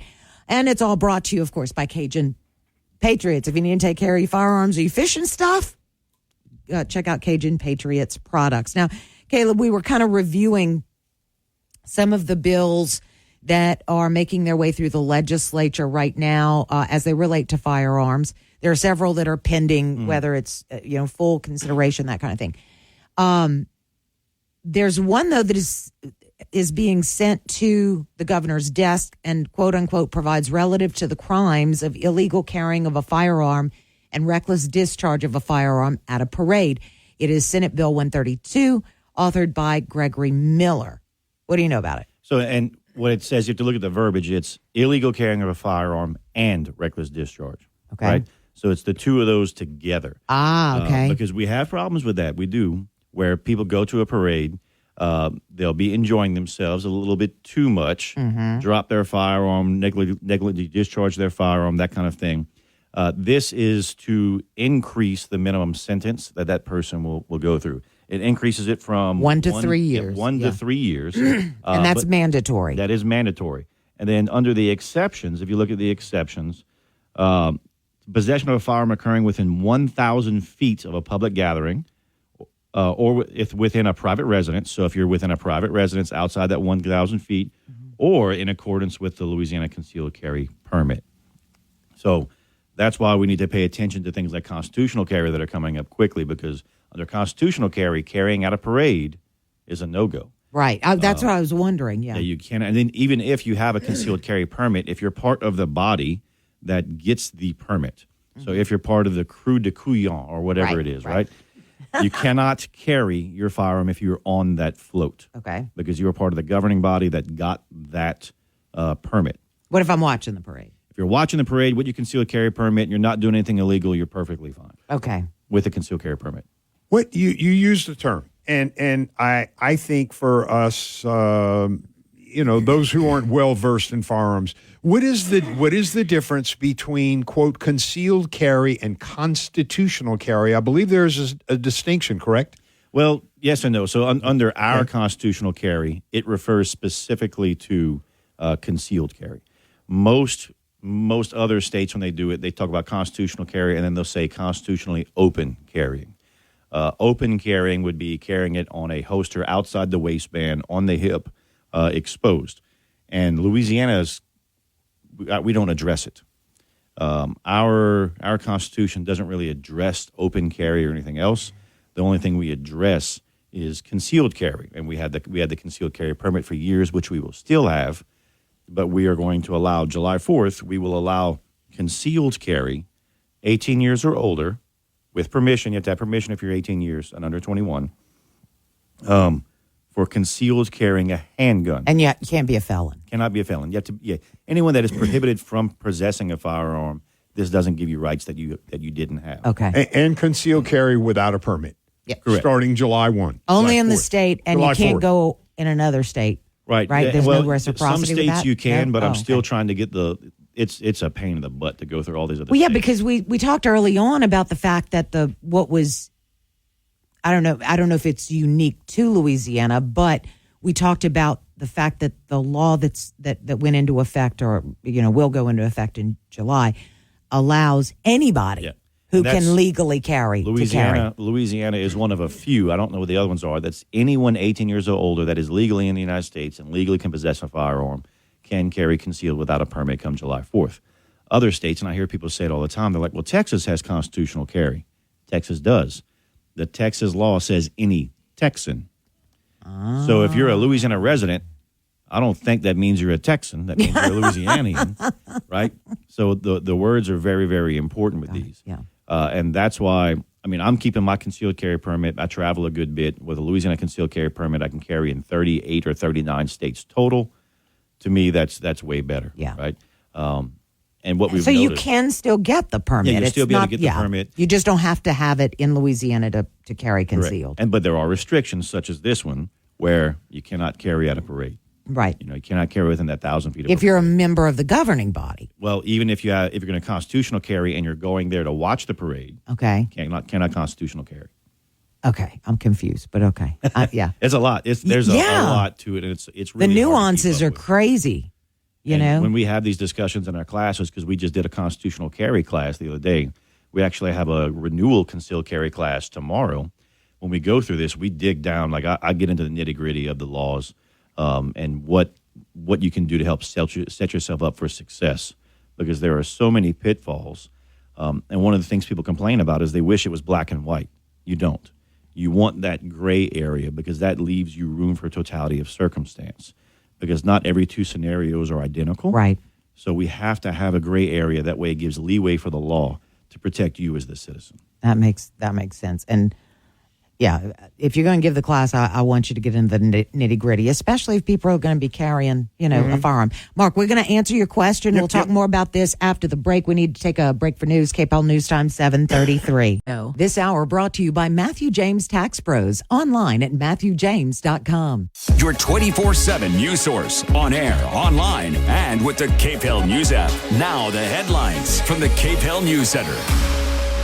Good morning. I'm Tracy Wirtz with a look at news on this Friday, May 10th. The State Revenue Estimating Conference increased its state revenue estimates Wednesday, giving lawmakers up to $197 million more dollars to spend this fiscal year and $89 million more next year. The constitutional spending limit only allows lawmakers to allocate $86 million more in this budget year, which ends on June 30th. To spend all of the nearly $200 million, lawmakers would need to agree to breach the Constitution, and it's doubtful they would do that. Governor Jeff Landry and lawmakers will be able to factor the additional funds for next year into the budget under discussion now. The additional money is coming from larger corporate and severance tax collections than expected, and higher interest earnings on investments. The 3-judge panel has given the state a June 3rd deadline to draw a new congressional map, and of course the legislature is in session, scheduled to end that day.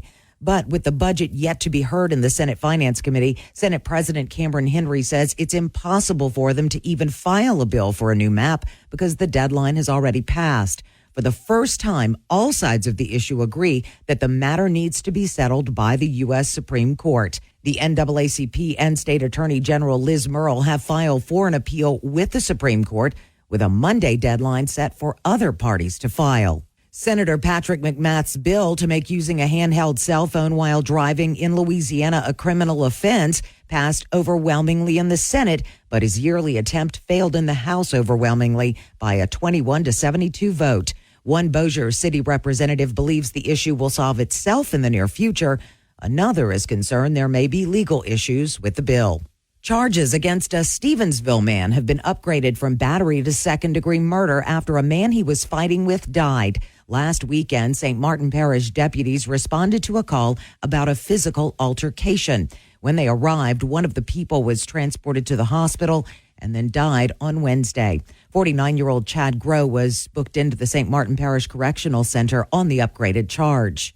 A St. Martinville woman is charged with multiple felonies related to tax fraud. Investigators with the Louisiana Department of Revenue say Ashley Renee So filed a false state tax return and fabricated a W-2 and employment verification. Her alleged fraudulent actions resulted in a refund of $12,000. So is the 74th person arrested under a joint anti-tax fraud initiative between the Department of Revenue and the State Attorney General's office. Traffic around the Cajun Dome and Convention Center will be heavy today as family and friends attend UL graduation ceremonies. The first 2 commencements begin at 9, with another 2 starting at 1. That same schedule will happen tomorrow. UL softball dominated the field Thursday, defeating James Madison in 5 innings. The Ragin' Cajuns demonstrated why they are the number 1 overall seed in the Sun Belt Tournament, recording 8 runs on 7 hits. Cajuns pitcher Sam Landry went 4 1/3 innings, striking out 4 batters and only allowing 3 hits. The UL baseball team will look to bounce back from a tough series loss against Troy when the Ragin' Cajuns take on Georgia Southern this weekend. First pitch in the 3-game series is tonight at 5:30. You can hear that game on 96.5 KPEL. That's a look at your news. I'm Tracy Ward. We'll finally get a little bit of relief from all of the humidity that we've had throughout the course of the week as a front has pushed its way across Acadiana. 2 points are going to be on the lower end today. Temperatures, though, still fairly warm, 89 for the high. Winds from the north at 10 to 15 miles an hour. We will see the lows tonight get down into the mid-60s. Comfortable out there for Saturday, low 80s with partly sunny skies with widely scattered showers expected by Mother's Day. From the Storm Team 3 Weather Lab, I'm KTC meteorologist Daniel Phillips on News Talk 96.5 KPEL.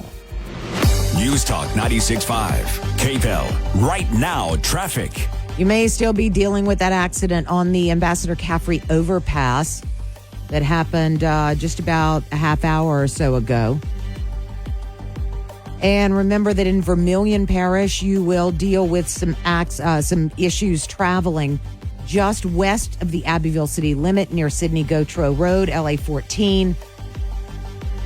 An 18-wheeler was overturned. There are no hazards involved with that, but as they clear that up, it's going to be causing some slowdowns. KPEL News Time, 7:41. Current temperature, 77 degrees.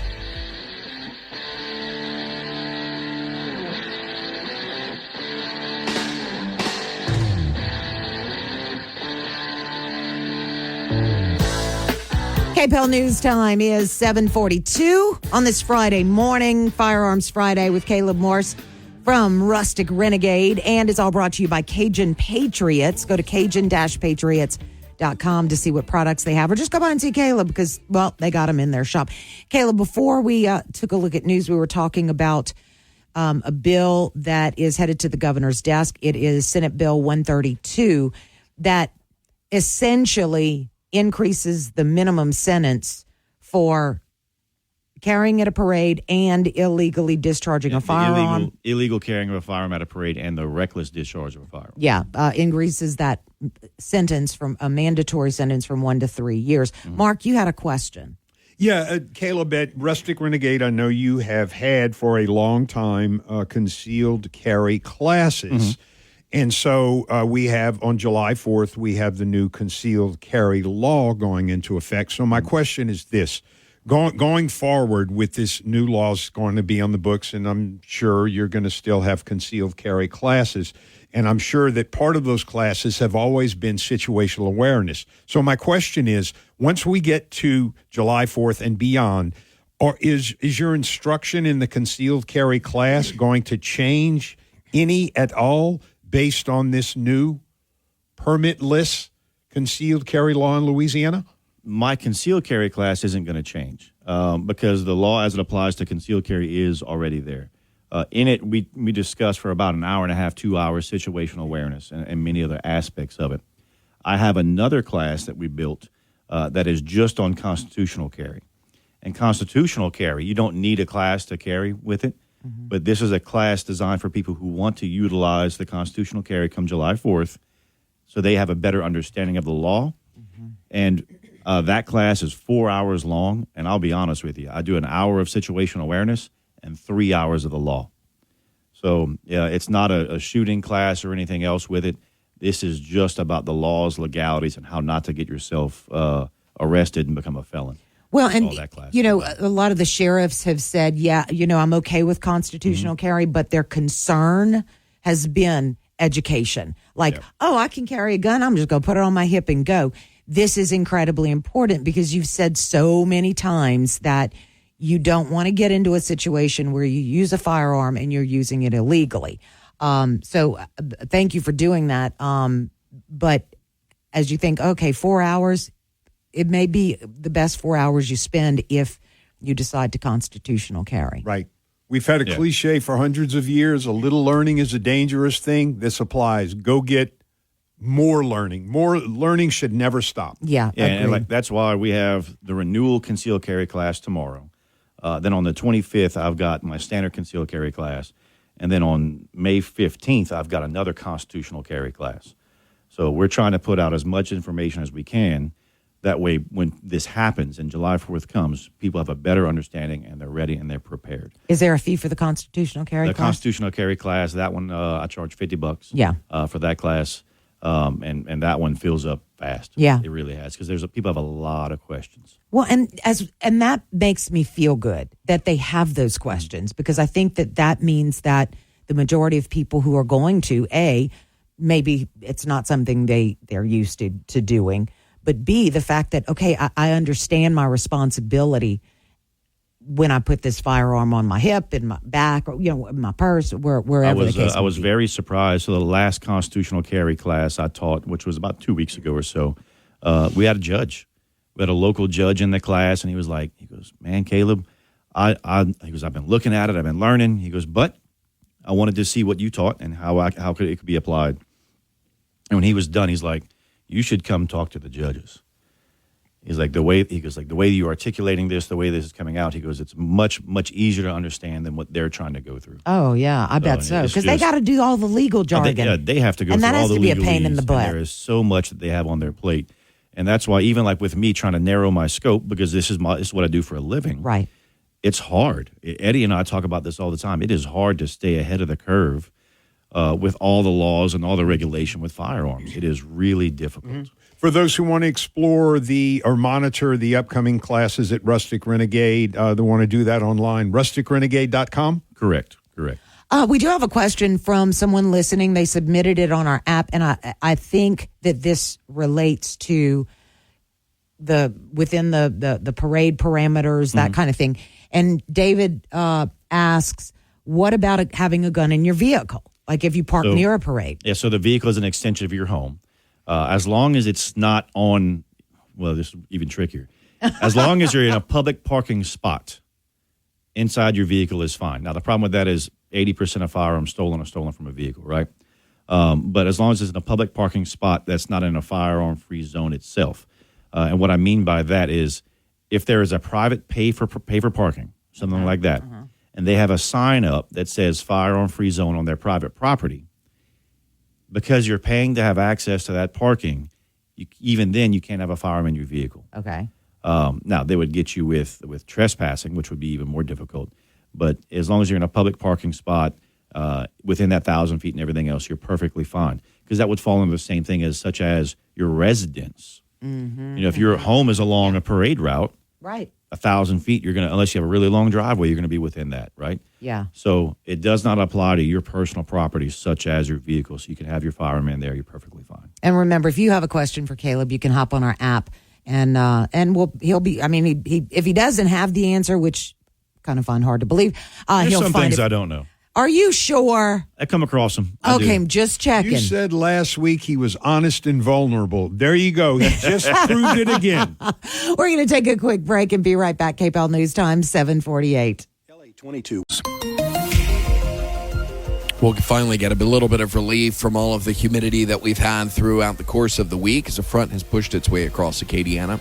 2 points are going to be on the lower end today. Temperatures, though, still fairly warm, 89 for the high. Winds from the north at 10 to 15 miles an hour. We will see the lows tonight get down into the mid-60s. Comfortable out there for Saturday, low 80s with partly sunny skies with widely scattered showers expected by Mother's Day. From the Storm Team 3 Weather Lab, I'm KTC meteorologist Daniel Phillips on News Talk 96.5 KPEL. News Talk 96.5 KPEL. Right now, traffic. Not showing any accidents in Lafayette. Not sure if that accident on the overpass is still going on that particular area. State police have jurisdiction in that little Four Corners by at Ambassador and Cameron. But there is an issue in Vermilion Parish, LA 14, just west of Abbeville. An overturned 18-wheeler. Vermilion Parish Sheriff Mike Couvion says they are working to clear that, but the roadway is still closed. So be careful and take an alternate route. KPEL News Time, 7:52.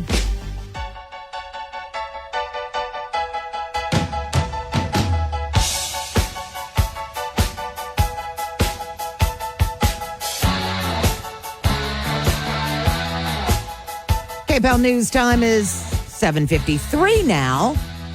And we're talking to Caleb Morse for Firearms Friday. He's with Rustic Renegade and Firearms Friday brought to you by Cajun Patriots, cajun-patriots.com. All right, Caleb, we need to circle back to and I hate that term. I don't know why I keep using it. I absolutely hate it. That's from worked in a different anyway, I worked on another planet for a little while, and they like that. Parade routes. Mm-hmm. And this is where I got confused, and I think there's some confusion amongst our listeners too. If you're whether you have a permit or you're constitutional carry, you cannot have a gun if you are a member of the group. Correct. In or putting on the parade. If you're riding on a float or you're part of the people that are participating in the parade itself, you cannot carry a firearm. Okay, so now let's talk about the people attending. Right. Okay. As an attendee of the parade, if you are going to use constitutional carry, you cannot carry your firearm as an attendee. Within 1,000 feet. Within 1,000 feet. There are exceptions for Louisiana concealed carry permit holders and for law enforcement. But if you do not have a concealed carry permit or you don't have post-certified credentials, you cannot carry at the parade. Okay. That falls for open carry or concealed carry. Okay. So yeah, that was, and I said earlier I was confused. Right. That's where I was confused. And look, there's a lot of little nuances with it, and the main thing, and I see people do it quite often, if you're going to be throwing beads, if you're part of a dance team, if you're doing everything else, the governing body, the people that got that permit, they agreed it's a firearm-free zone along that route. So if you're part of that group, you cannot carry a firearm in the parade. Okay. So let me ask you a question. I'm going to throw a kink in the chain. You were talking about public parking. Mm-hmm. And I think about, a lot of places. Even if you're on the parade route in Lafayette by Fatima or you're in New Orleans, they have schools. There's a place to park on the side of the street. Mm-hmm. It's a public parking spot, but there's a school right there. You still fine as long as it's in your vehicle. Yes. As long as it's in your vehicle, you're fine. Okay. Because it would be the same. It would be the same thing if you lived within the 1,000 feet of a school zone. Okay. Just because you live within a school zone doesn't mean you can't own firearms. Okay. Got it. It just means that you cannot carry those firearms about with you unless, let's say, you have a house within 1,000 feet and you're transporting them from your home to your vehicle to go shooting, to go do whatever, just to go show them to your friends. Doesn't matter. That's perfectly fine. But you cannot be traveling, walking freely, moving, carrying your firearm, open or anything within that 1,000 feet. Oh. Generic question. Mm-hmm. You read a lot. I do. What percentage of the American population owns a firearm? And then if you can bring that an answer to that question for Louisiana residents, what percentage of the population? It's actually really difficult to do that because we don't have a real way to track it. The estimation is about 65%. And in Louisiana, we're at about a 70% firearm ownership on average. Now you go into bigger cities, Baton Rouge, New Orleans, even here in Lafayette, the percentage drops a little bit. But we're we're the sportsman's paradise. Right. We love to hunt, we love to fish, and we love to just exercise our constitutional rights. Yep. Well, and you don't have you don't have to register a firearm. No, so, there is no registration. In Louisiana that's why whatsoever. You can't track it. Yeah, in Louisiana. Huh. Caleb, it is always informational. We'll have to. There's a number of bills in the legislature that have been signed by both the Speaker of the House and the President of the Senate, and we're going to dive into those, or at least try to figure those out, and maybe bring some clarity in the weeks to come. Because, as you mentioned several times, it's not easy to figure out what's legal, what's not legal, and where that gray area Kermit is. said it the best. It ain't easy being green. Website for the classes? TheRusticRenegade.com. The Rustic or just TheRusticRenegade.com. Caleb, always a pleasure. KPEL News Time is 7:57. This Fox Business Report is brought to you by Walter Campbell and Deborah Pierce of Keller Williams Realty. For all of your commercial property needs, reach out to Walter and Deborah today. I'm Stuart Varney, and this is the Fox Business Report. T-Mobile's U.S. operations and Verizon Communications are looking to carve up U.S. Cellular, one of the last major regional providers in the U.S. U.S. Cellular has been seeking buyers for its operations and licenses to airwaves. News Talk 96.5 KPEL, Breaux Bridge, Lafayette. Broadcasting from the Matthew James Tax Pro Studio. Online at MatthewJames.com.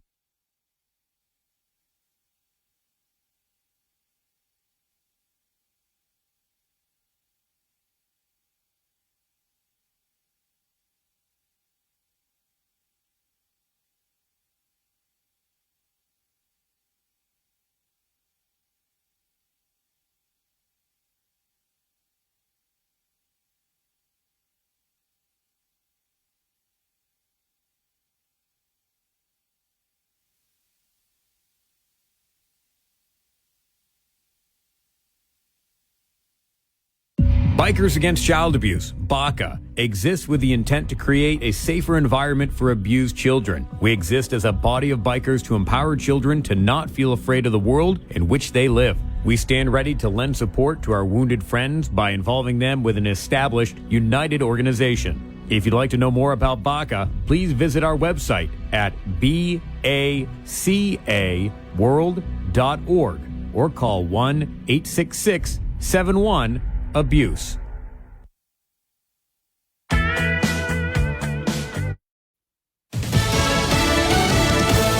Another star witness. I'm Chris Foster, Fox News, and Fox confirms the plans for Michael Cohen to take the stand Monday. That former President Trump's trial in New York centered on reimbursement payments to Cohen for his payments to former adult film star Stormy Daniels to conceal her story from voters ahead of the 2016 election.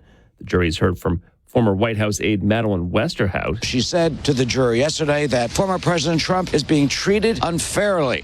This as Judge Juan Merchan denied two motions from the defense, shooting them down yesterday. Of course, the controversy was over Stormy Daniels and her salacious and graphic testimony about sex. Well, Trump's lawyers moved for a mistrial because of that, but Judge Merchan said no.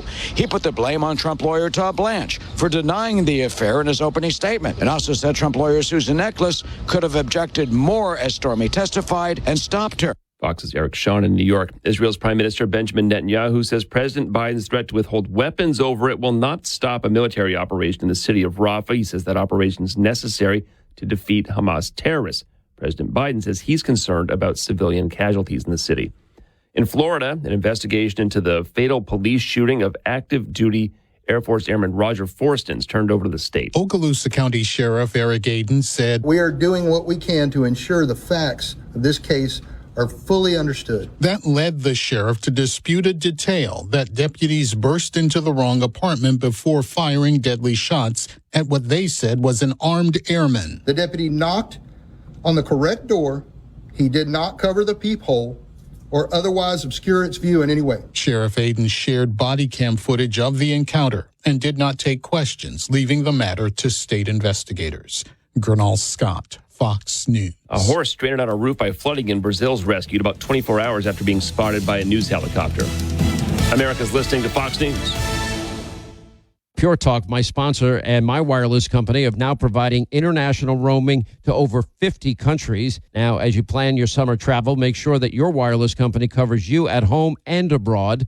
Now, you can get unlimited talk and text, plenty of 5G data for just $20 a month. That's less than half the price of Verizon, AT&T, and T-Mobile for the exact same service. Dial pound 250, say the keyword save now. Do it now. You save an additional 50% off your first month. Make the switch to Pure Talk so you can afford to travel this summer. You know, since 9/11, the Tunnel to Towers Foundation has been committed to supporting our nation's first responders and veterans. They support America's heroes like U.S. Army Major Jonathan Turnbull. Now, Major Turnbull sustained devastating injuries at the hands of an ISIS suicide bomber. Tunnel to Towers gave him a specially adapted smart home designed for his needs. Join Tunnel to Towers. They're hoping all of us will donate $11 a month so this great work continues. Their website, the letter T, the number 2.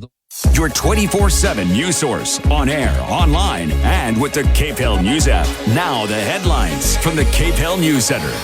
Good morning. I'm Tracy Wertz with a look at news on this Friday, May 10th. The State Revenue Estimating Conference increased its state revenue estimates Wednesday, giving lawmakers up to $197 million more dollars to spend this fiscal year and $89 million more next year. The constitutional spending limit only allows lawmakers to allocate $86 million more in this budget year, which ends on June 30th. To spend all of the nearly $200 million, lawmakers would need to agree to breach the Constitution, and it's doubtful they would do that. Governor Jeff Landry and lawmakers will be able to factor the additional funds for next year into the budget under discussion now. The additional money is coming from larger corporate and severance tax collections than expected and higher interest earnings on investments. The 3-judge panel has given the state a June 3rd deadline to draw a new congressional map, and of course the legislature is in session, scheduled to end that day. But with the budget yet to be heard in the Senate Finance Committee, Senate President Cameron Henry says it's impossible for them to even file a bill for a new map because the deadline has already passed. For For the first time, all sides of the issue agree that the matter needs to be settled by the U.S. Supreme Court. The NAACP and State Attorney General Liz Murrill have filed for an appeal with the Supreme Court, with a Monday deadline set for other parties to file. Senator Patrick McMath's bill to make using a handheld cell phone while driving in Louisiana a criminal offense passed overwhelmingly in the Senate, but his yearly attempt failed in the House overwhelmingly by a 21-72 vote. One Bossier city representative believes the issue will solve itself in the near future. Another is concerned there may be legal issues with the bill.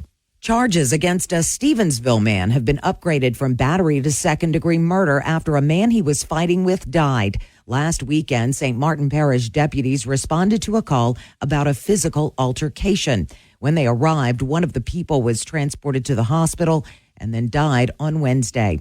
49-year-old Chad Groh was booked into the St. Martin Parish Correctional Center on the upgraded charge. A St. Martinville woman is charged with multiple felonies related to tax fraud. Investigators with the Louisiana Department of Revenue say Ashley Renee So filed a false state tax return and fabricated a W-2 and employment verification. Her alleged fraudulent actions resulted in a refund of $12,000. So is the 74th person arrested under a joint anti-tax fraud initiative between the Department of Revenue and the State Attorney General's office. Traffic around the Cajun Dome and Convention Center will be heavy today as family and friends attend UL graduation ceremonies. The first two commencements begin at 9, with another two starting at 1. That same schedule will happen tomorrow. That's a look at your news. I'm Tracy Wirtz. Remember, every seat, every time. It's time to buckle up, Louisiana, and it's the law. Click it or ticket. The Cajun Heartland State Fair is coming May 23rd through June 2nd. This year, the fair celebrates its 36th anniversary, and you can celebrate with early bird savings. Get the News Talk 96.5 KPEL Advanced Mega Pack before the start of the fair and save. The News Talk 96.5 KPEL Advanced Mega Pack includes 4 ride wristbands and 4 fair admission vouchers for only $100. And you can redeem them on any day of the fair you choose. Save now when you score the News Talk 96.5 KPEL Advanced Mega Pack. Only $100. And hurry because there's a limited quantity of the Advanced Mega Packs. Get yours today. You can buy the News Talk 96.5 KPEL Advanced Mega Pack at the Cajun Dome box office or online at CajunDome.com. LUS presents the 36th Annual Cajun Heartland State Fair, May 23rd to June 2nd. At the Cajun Dome, experience the wild rides on the Gold Star Midway or free family entertainment like Scott's World of Magic. Learn more at KPEL965.com and click on the Cajun Dome link. Brought to you by News Talk 96.5 KPEL, where Acadiana comes to talk. The brand new home furniture location on Johnston Street is absolutely gorgeous. Go by, take a look for yourself. It's right across the street from the Acadiana Mall next to Mazin Grill. When you walk in, the light, the bright, the beautiful furniture, and they've got their Memorial Day mattress sale going on right now.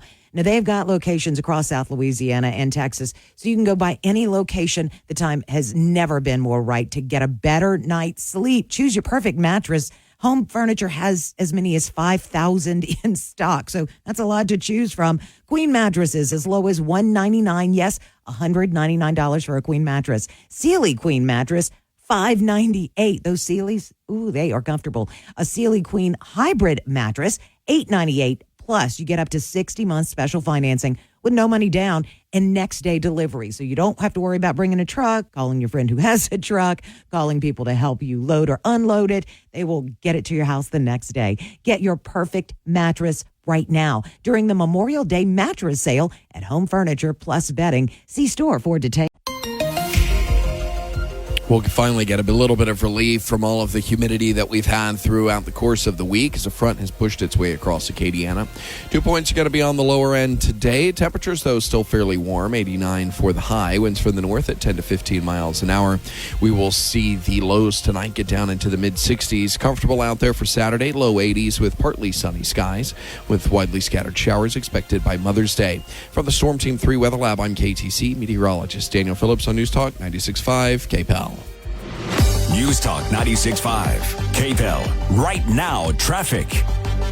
We don't have any accidents on the roadways in Lafayette. Highway 14 just west of Abbeville is shut down in both directions as they try to right that 18-wheeler that has been closed all morning. But if you're just headed out or just listening, then make sure that you take an alternate route. Still kind of muggy out there. Current temperature 78 degrees.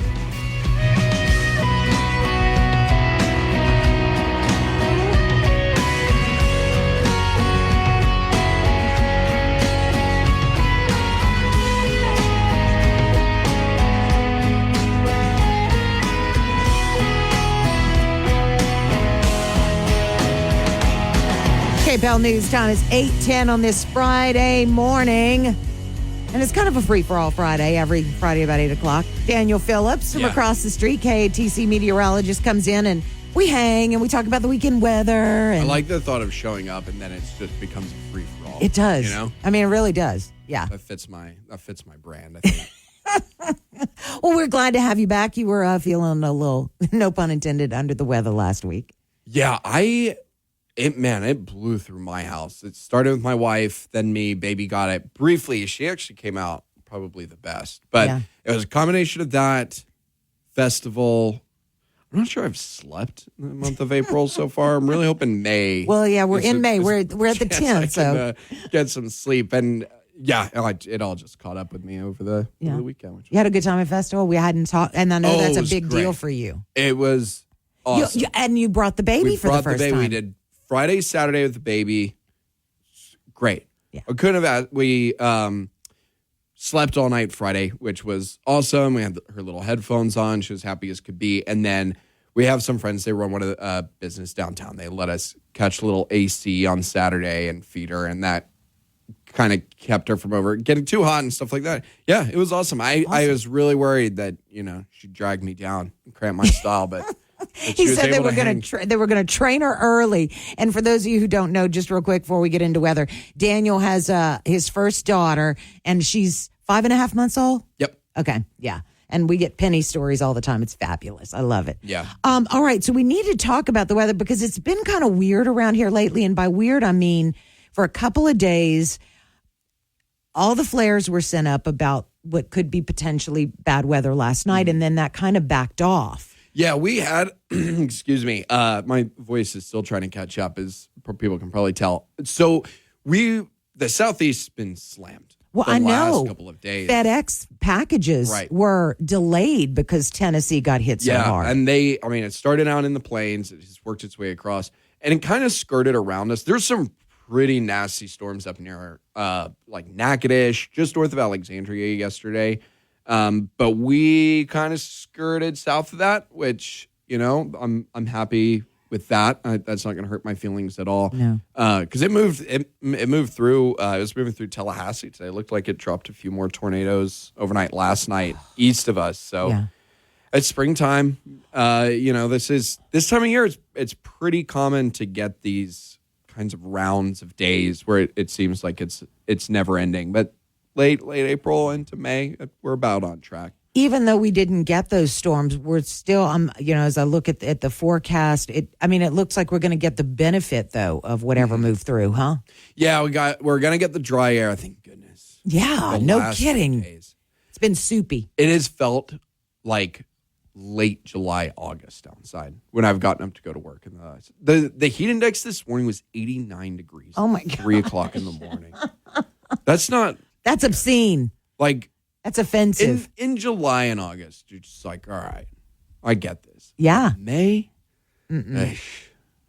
Yeah, no. So we get the dry air today. It feels better now than it did an hour or two ago. Now, is this a sign of things to come? Or is it typically this hot this early? No, I'm this warm. old and I still don't remember. Our average low this time of year, you feel it mostly at night. When you're talking like really muggy systems like that, you really kind of feel it at night. We're about 15 degrees above average for lows. Our lows this time of year typically are like, we're still kind of getting mid 60s, upper 60s regularly.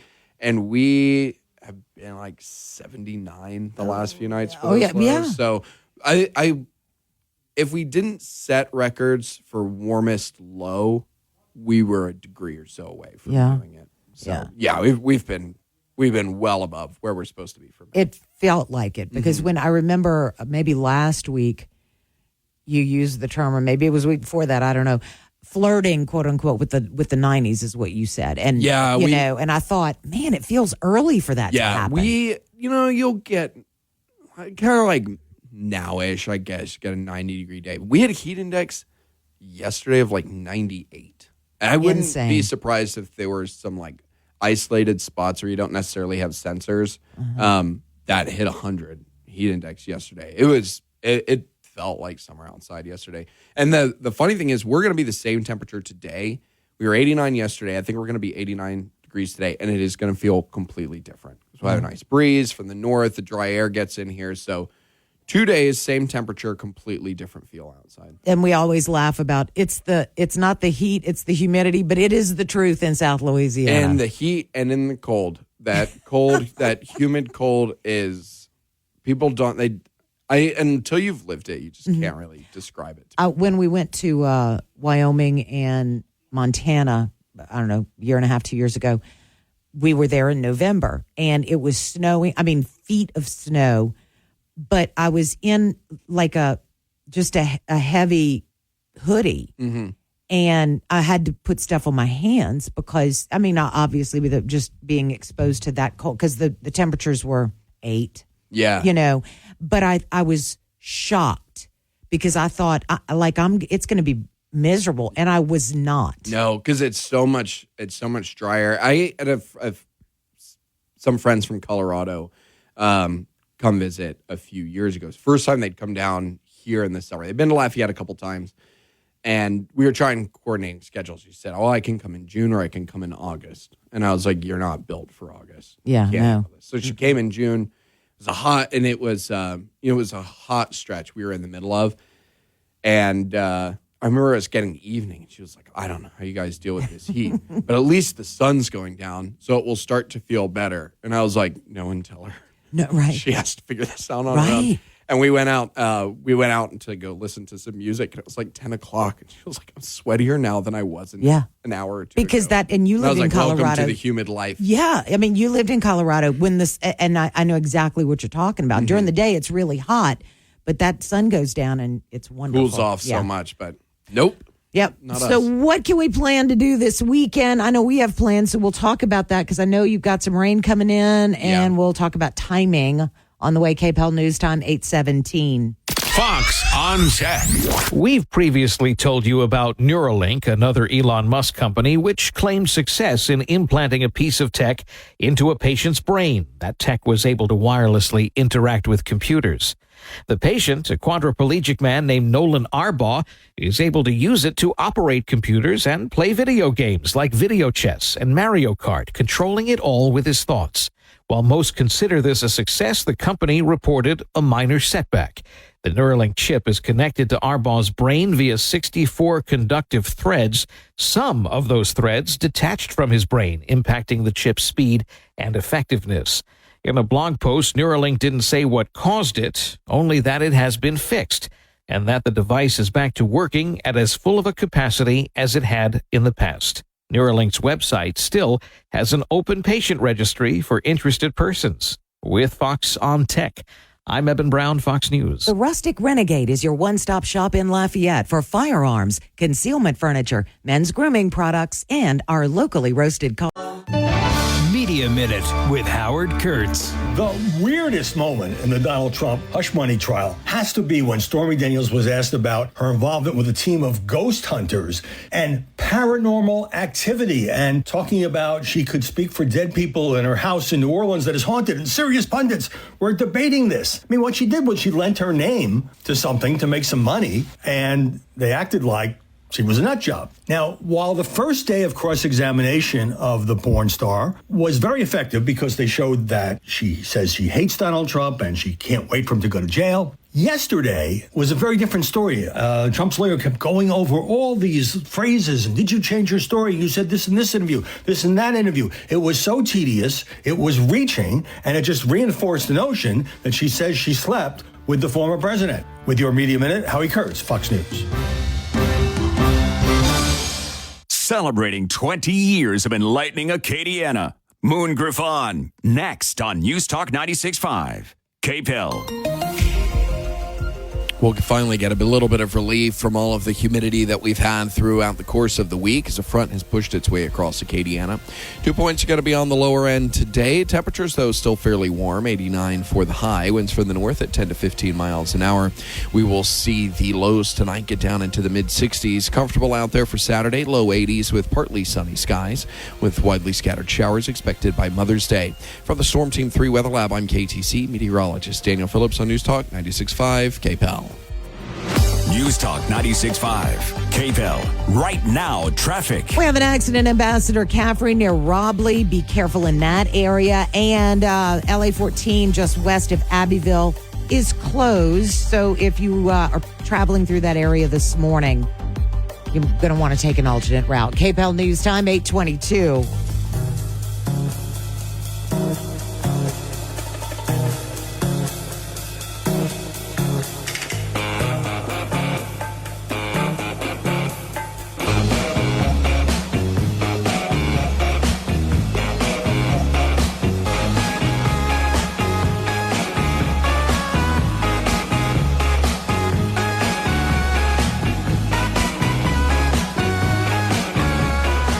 KPEL News Time is 8:23. Daniel Phillips, KATC meteorologist, hanging out with us. Kind of a free-for-all Friday.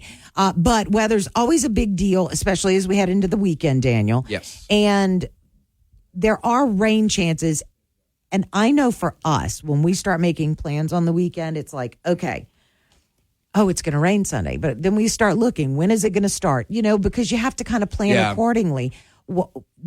Paint the picture for us. So Saturday's fine. If you have like a big cookout or something you want to take care of and you can choose between Saturday and Sunday, Saturday will be the nicer day to do it. But if, everyone has Mother's Day plans and stuff. Yes. For Sunday, the later you wait in the day, the higher chance you have of running into some showers. So if you've got brunch plans or you wanted to go off, after church and do something, you're probably going to be okay. But I think as you get a little bit further into the afternoon or the evening, you'll start to see scattered showers at first. The heavier stuff, though, won't really get in there until later Sunday night. And then Monday looks like it's going to be pretty wet. So all day Monday or just? Yeah, it looks like kind of on and off throughout the day on Monday.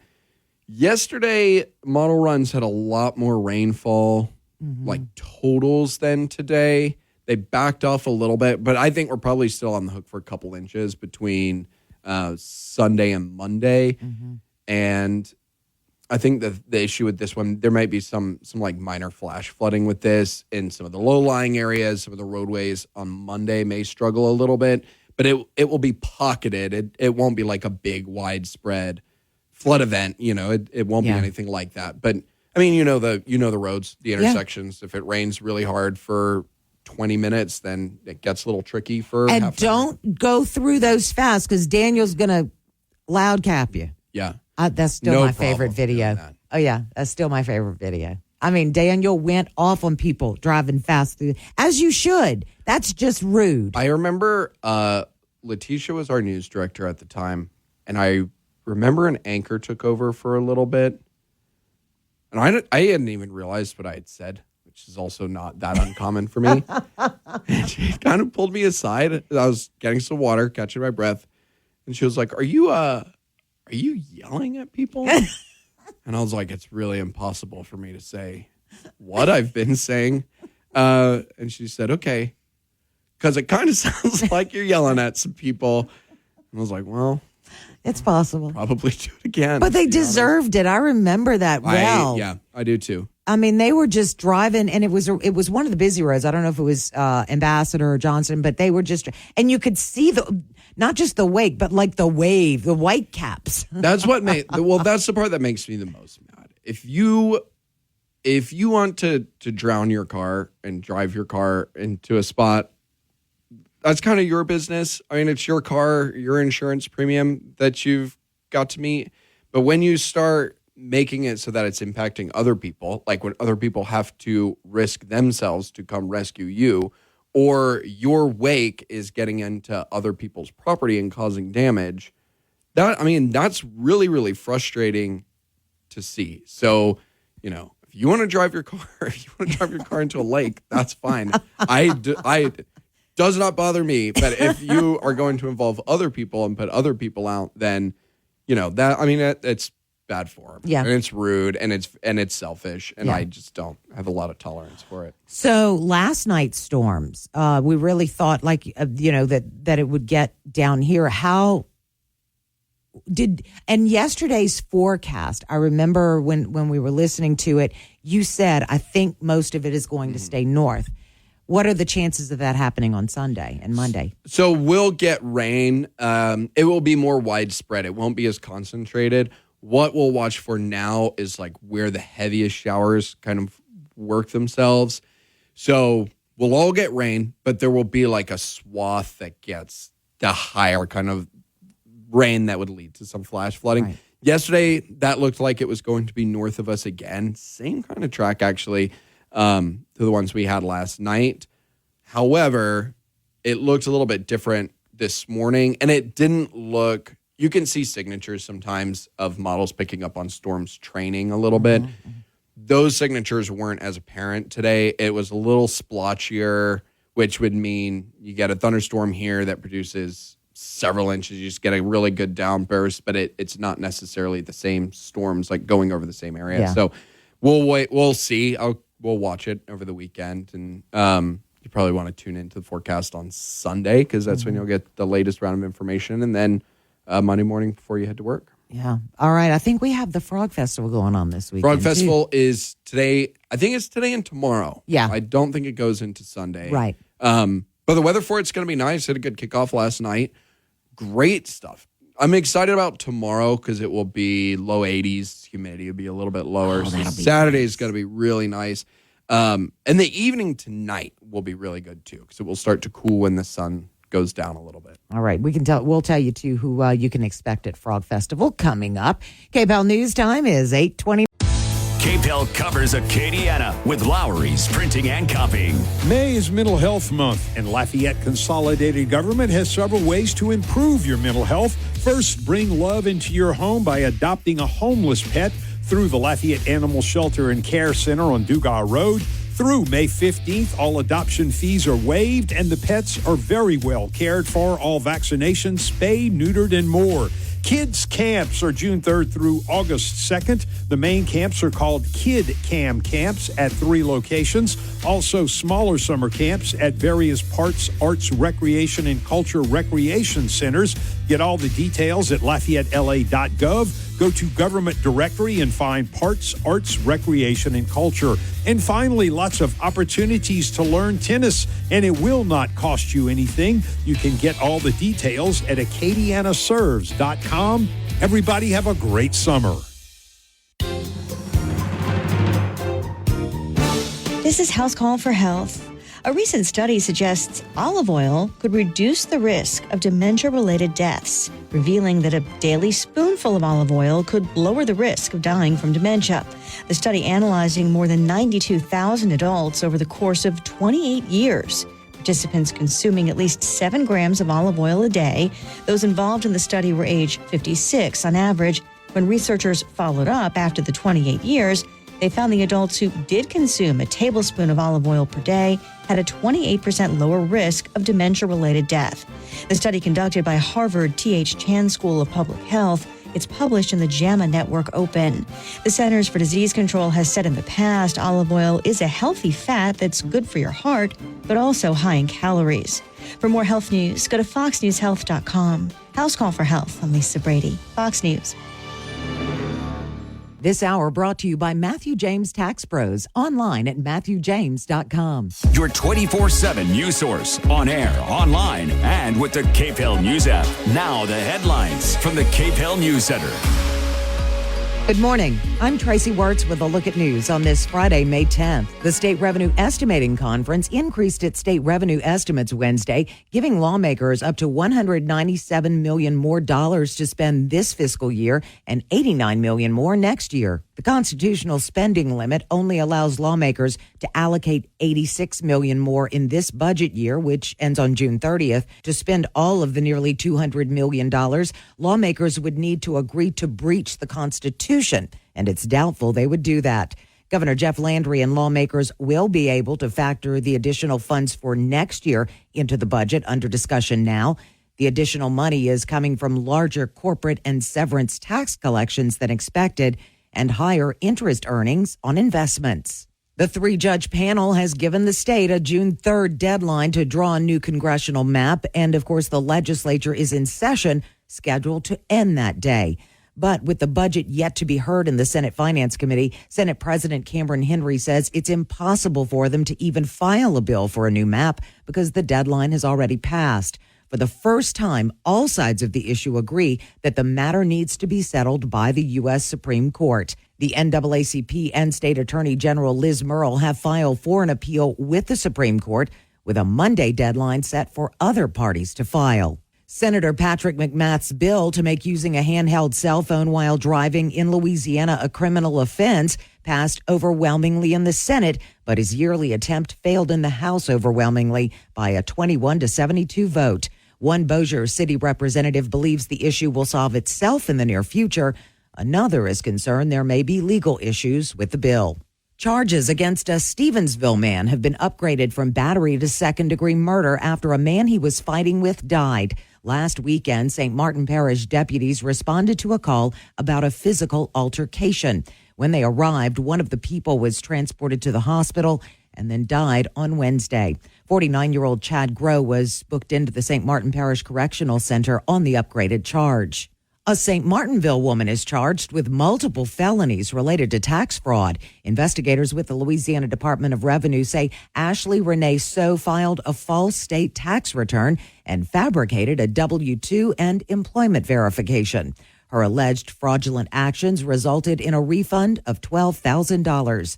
So is the 74th person arrested under a joint anti-tax fraud initiative between the Department of Revenue and the State Attorney General's office. Traffic around the Cajun Dome and Convention Center will be heavy today as family and friends attend UL graduation ceremonies. The first 2 commencements begin at 9, with another 2 starting at 1. That same schedule will happen tomorrow. UL softball dominated the field Thursday, defeating James Madison in 5 innings. The Ragin' Cajuns demonstrated why they are the number 1 overall seed in the Sun Belt Tournament, recording 8 runs on 7 hits.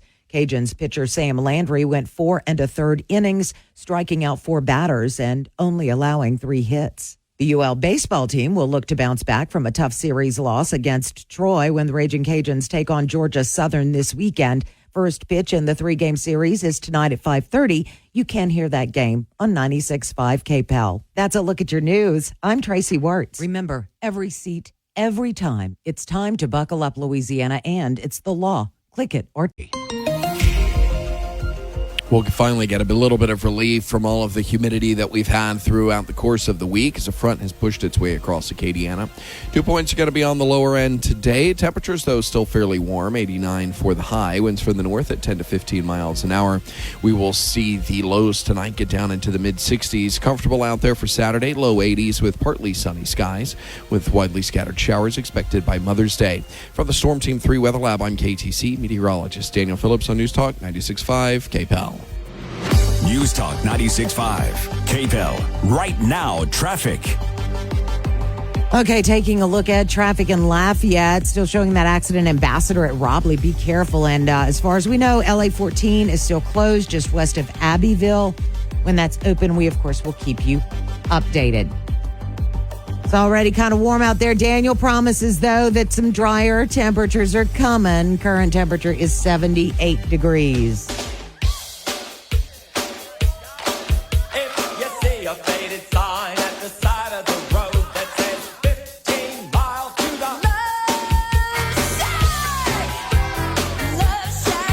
KPEL News Time is 8:40. And speaking of Daniel Phillips, KATC meteorologist, is in with us this morning. Thank you so much for the update on the weekend weather because, I mean, it's Frog Festival weekend too, you know. And I always forget, I think, because for so long, and I mean, they've been in May for a while, but for so long they were in August or September, around that time. And then they moved it to November because they were getting impacted by hurricanes in late August, early September. November was just cold. I remember when I was on Good Morning Acadiana, we did shows out there, and when they did it in November, we were freezing. Oh, those cold. Yeah. Those cold morning shows. Oh, yeah. Are Awful. And then they moved it to Mother's Day weekend. They didn't want to compete with the Burbridge Crawfish Festival, which was last weekend. So anyway, but last night, instead of doing the parade during the festival, they do it as a kickoff, which is kind of cool. Yeah, good way to start it, That's kind of the problem with, I love a parade, but at the end is always kind of anticlimactic, It just kind of rolls by and then everyone dissipates. Well, but see, a parade into a party, oh yeah, that's something you can get behind. Yeah, like Mardi Gras all the time. And when I was a kid, and some folks who are listening will definitely get this, the horses. The horses were always at the end of a parade, or a lot of parades in South Louisiana. So you knew it was the end of the parade. Yeah. Obviously, they were at the end for, Right. But you could see all the horses, so you knew it was the end. It was like, oh, there's the horses. The kids would get all excited. And they don't do that anymore. No, now it's a big... It just ends. Throw beads at and go home. Like, oh, okay, is that it? And you wonder, and if there's a lag in the parade, everybody leaves, and then all of a sudden there's more units. That's kind of how... So I like if you compare parades and fireworks, fireworks has a big finale. Yeah. But parades are just kind of you're right. It's just kind of okay. We're done. Go home. Or you're unsure. You kind of stand around. The Youngsville parade, the Youngsville Mardi Gras parade, which I have dubbed the Chaos Parade. Maybe that's not fair, but it just sometimes the gaps between floats would be like, well, that's the end. And then 5 minutes later, you're like, oh, no, here we go. It's part 2 of the Youngsville parade. Coming to the Frog Festival this weekend, and I am having a really tough time finding the list of entertainment, which is kind of weird because I'm probably just looking over it. But I did notice that their headliners, quote unquote, are Twitty and Lynn. And this is, I'm hoping I get this right, Conway Twitty's grandson and Loretta Lynn's granddaughter. I think I got that right. History there. And they do a really good job. They have performed in Louisiana. I know a lot at the Grand Opera House of the South over the years, and they love to come to Louisiana. Nice. I can see why. It's a fun play, especially this time of year. And I hear they put on a great show, so it might be something you want to put on your list of things to do for this weekend, the Frog Festival going on. If we can dig up the schedule, we'll let you know who else is. I mean, Daniel, am I looking at this wrong? I don't see a link. I haven't seen one either. And I don't see We're one. on the website. Yeah, we're on the website. Scrolling down, I see that volunteers were needed. They're having a blood drive, a golf tournament tomorrow. They had the parade, bull riding at the Frog Festival. If you go down, Friday music lineup. Oh, we'll see there. Okay. All right. See? Yeah. Thanks, Daniel. I needed another set of eyes. Tonight, Ryan Foray Tradition, Corey Ledette, the Chiwis, always a crowd pleaser, tonight at 10. And then tomorrow, Dominic Ellis at noon, Rusty Metier, Buddy Andrews and the Branded. Twitty and Lynn will perform tomorrow night at 6 o'clock. Wayne Toops at 8:30. And then at 10:30, it's the band Parade Route. So there you go. It's a confusing name. I know. Oh, they're doing a second parade at 10:30. Bit late, but that's okay. But that makes more sense now. Well, it's going to be good music. And at the Rain Frog Festival, the Gossan Festival, or the grounds there, Gossan Memorial Park, I think is what it's called. They've got that big pavilion, which makes it really nice because, number one, if it would happen to shower a little bit, you can be under there and it doesn't get all muddy. That's the worst. Big time fans in that pavilion. Oh yeah. And that, that's important. You'll be happy that those are there. So there you go. Frog Festival going on this weekend again tonight rather, and tomorrow. And then they shut things down so that you can do nice things for mom on Sunday. We're going to take a break and be right back. KPEL News Time 8:45. Securing America. Secretary of Defense Lloyd Austin spoke to part of the military's future Thursday, meeting with members of the ROTC program at South Carolina State University, as well as troops from nearby Fort Jackson in Columbia, South Carolina. Let me begin by thanking you for raising your right hand and volunteering to join the greatest team on the planet. Austin telling those on hand there are no shortcuts in the service they have chosen. You get to be successful by putting in the work. And Austin said in exchange for that hard work, we ensure that we're going to have a great military by investing in you. The secretary told the young soldiers that their challenges will only grow over time. But if they demonstrate that they care about the people serving underneath them, they will refuse to let you fail. They will propel you to success. Kevin Uretsky, Fox News. It's Mother's Day weekend. Don't panic. Go to SpaMizan, MIZAN.com. You will check all the boxes. Professional spa services, whether it's a massage, a facial, having her hair done, her makeup done. They've got hot stone massages that will relax and help soothe those tired muscles. Professionals can complete the experience by just making her feel her absolute best when she looks in the mirror. These are just a few of the more than 50 spa services to choose from at SpaMizan. And again, if you can't decide, okay, what do I get her? Get her a gift certificate. Let her choose whether it's an hour at the spa, a whole day at the spa. At SpaMizan, they create experiences that are sure to please. Nothing says love like, honey, take a day off and take care of yourself. SpaMizan is located at 2319 Kali Saloom Road, right next to the Grand Theater. You can go by and take a tour. You can walk in. You can say, I need a gift certificate. I want to make sure my wife feels nice and relaxed. You will make her happy if you go to SpaMizan and get her a massage or a Pamper Me pack. I promise you, SpaMizan. In the Donald Trump hush money trial has to be when Stormy Daniels was asked about her involvement with a team of ghost hunters and paranormal activity, and talking about she could speak for dead people in her house in New Orleans that is haunted. And serious pundits were debating this. I mean, what she did was she lent her name to something to make some money, and they acted like she was a nut job. Now, while the first day of cross-examination of the porn star was very effective because they showed that she says she hates Donald Trump and she can't wait for him to go to jail, yesterday was a very different story. Trump's lawyer kept going over all these phrases, and did you change your story? You said this in this interview, this in that interview. It was so tedious, it was reaching, and it just reinforced the notion that she says she slept with the former president. With your Media Minute, Howie Kurtz, Fox News.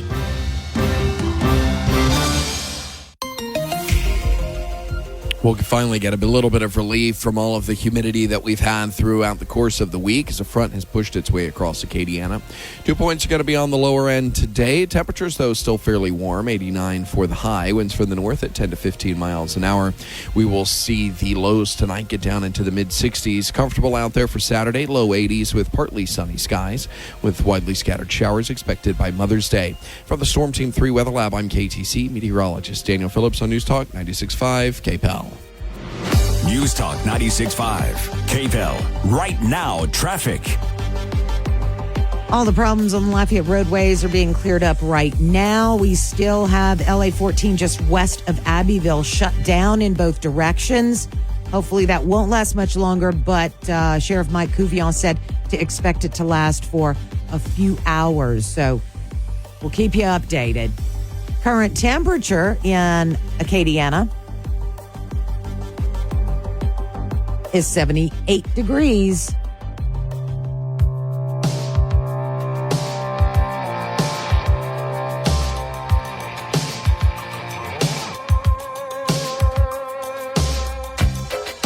KPEL News Time is 8:51 on this Friday morning as we wrap up the show. Daniel Phillips, KTC meteorologist, in with us. He comes and hangs out at 8 o'clock on Friday. I love it to kind of give us a look at the weather, see what's going to happen during the weekend, and we always talk about things that are going to happen on the weekend. Of course, Mother's Day. Yeah. You got big play. Is it? It's Chelsea's first Mother's Day. She's going to go have actual fun and spend time with other friends of hers that are moms and leave me. So that's, she's setting herself up for success there. So that's what she's going to do. Yeah. And you and Penny are going to hang. Penny, we have a great time. Yeah. So you know what? We're all excited. She gets some friend time. Penny and I will hang out at the house. We're going to have a great time. And hopefully the weather's fine. Otherwise, I will have to go into work. Yeah. So that's what we're waiting on. But yeah, Chelsea's first. She's excited about it. Yeah. So remember, if you're listening, I've said a number of times this morning, you might have heard me say it's Mother's Day. Even if you just get her a card and flowers, like just let her know that she's special. Let her know how much you appreciate her. Coming from a mom, I can tell you that it makes a difference that you notice. That's the big deal. Speaking of noticing, congratulations to our UL Lafayette graduates this morning. As a matter of fact, in just a few minutes in the Cajun Dome, the College of Sciences will be having their commencement ceremonies. And then over in the Convention Center, the College of Education and Human Development. Then 1 o'clock this afternoon, the B.I. Moody III College of Business Administration will graduate, and the College of Nursing and Health Sciences. I have a lot of friends whose children are in like nursing, and it's so interesting to watch those last couple of semesters because it's brutal, but not just them, for engineering and so forth. I am not probably one of the top 5 happiest times I've ever been was when I graduated college, and I was like, I'm done. I'm done with this. I'm not worried about studying anymore. I'm not worried about tests anymore.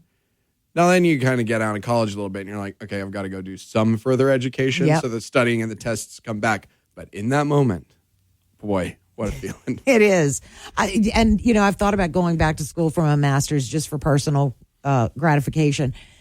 But the thought of writing a paper makes me want to get in a fetal position in the corner. I don't know. I was thinking a lot about this because it's around finals week time. And I was just thinking about sleepless nights, staying up all night, just trying to get. Because I like I said, I've been on the go a lot, not a lot of sleep, and I think the last time I've gone like on a stretch like this would have been a finals week, which that's why I'm familiar with the feeling now that I think about it. But yeah, congrats to all the grads. What an exciting day. It is, and it's the undergrads and the graduates who will be. Getting out, finishing up. And tomorrow morning, it's the College of Engineering and the College of the Arts. And then tomorrow afternoon, the College of Liberal Arts and the University College. So for everybody out there who doesn't have a UL graduate or won't, that's kind of off your radar, something that probably should be on your radar is increased traffic around the Cajun Dome and the Convention Center as people, go to celebrate that time in their graduates' lives. If you get stuck, just kind of be patient. Restaurants will be full too. Oh, good Everyone point. will be out and celebrating. So if it's one of those like maybe I need a reservation, maybe I don't. Reservations this weekend, probably a good idea. Yeah, I didn't even think about that. And then next week hang on, let me look at the calendar. I believe it's Tuesday through like Friday or Saturday are high school graduations. I know in Lafayette Parish and likely in the neighboring parishes. So that was a great reminder, Daniel. Restaurants will be full between probably today and next weekend as folks celebrate. So, Daniel, it is always fun and interesting, and we'll do it again next week. Thank you so much for joining us today. Joe Cunningham is in for Moon Griffon today. Moon. Taking a day. He likes to take his Fridays to go fishing. Have a great day and God bless. The Fox Business Report is brought to you by Gulf Coast Bank, your local community bank. Whether your financial needs are for an individual, a business, or for the whole family, Gulf Coast Bank has the knowledge and products to serve you best. With 9 convenient locations throughout Acadiana, you're never far from a friendly Gulf Coast Bank associate. I'm Susan Lee, and this is the Fox Business Report. 2 banks serving the Mid-Atlantic and Southeast are merging. United Bankshares, parent company of United Bank, and Piedmont Bancorp, parent of the Piedmont Bank, will combine. It will create the 39th largest banking company in the U.S. with a network of more than 240 locations across 8 states and Washington, D.C. Amazon shares are higher after closing at a record on Thursday. Tesla says it will spend about $500 million on expanding its electric vehicle charging network. The announcement follows reports the company laid off most of its supercharger team last week. Electric vehicle sales in China fell last month, including for Tesla. Even though there's a price war there, potential car buyers are apparently holding back from expensive purchases. That's your Fox Business Report. I'm Ginny Cosolda, invested in you. Hi, I'm Ron Kraszewski, Chairman and CEO of Stifel. Financial advisors, let's face it, if you're not growing your practice, you're losing market share. Stifel is a growing, entrepreneurial, advisor-centric firm built for successful advisors like you. There's a reason why 148 financial advisors joined Stifel last year. Come join us and find out why Stifel is the firm where success meets success. Visit www.choosestifel.com. Stifel Nicholas and Company Incorporated, member S. Should you buy? Should you sell? Where do you start? Join us each Tuesday morning at 7:30 for Real Talk about real estate. Our industry aces, Walter Campbell and Deborah Pierce with Keller Williams, offer advice for buyers, sellers, and investors. From flipping to financing, they'll answer your questions and share tips on how to do it right. Real Talk about real estate, Tuesday mornings at 7:30 on News Talk 96.5, KPEL, on air and on the app.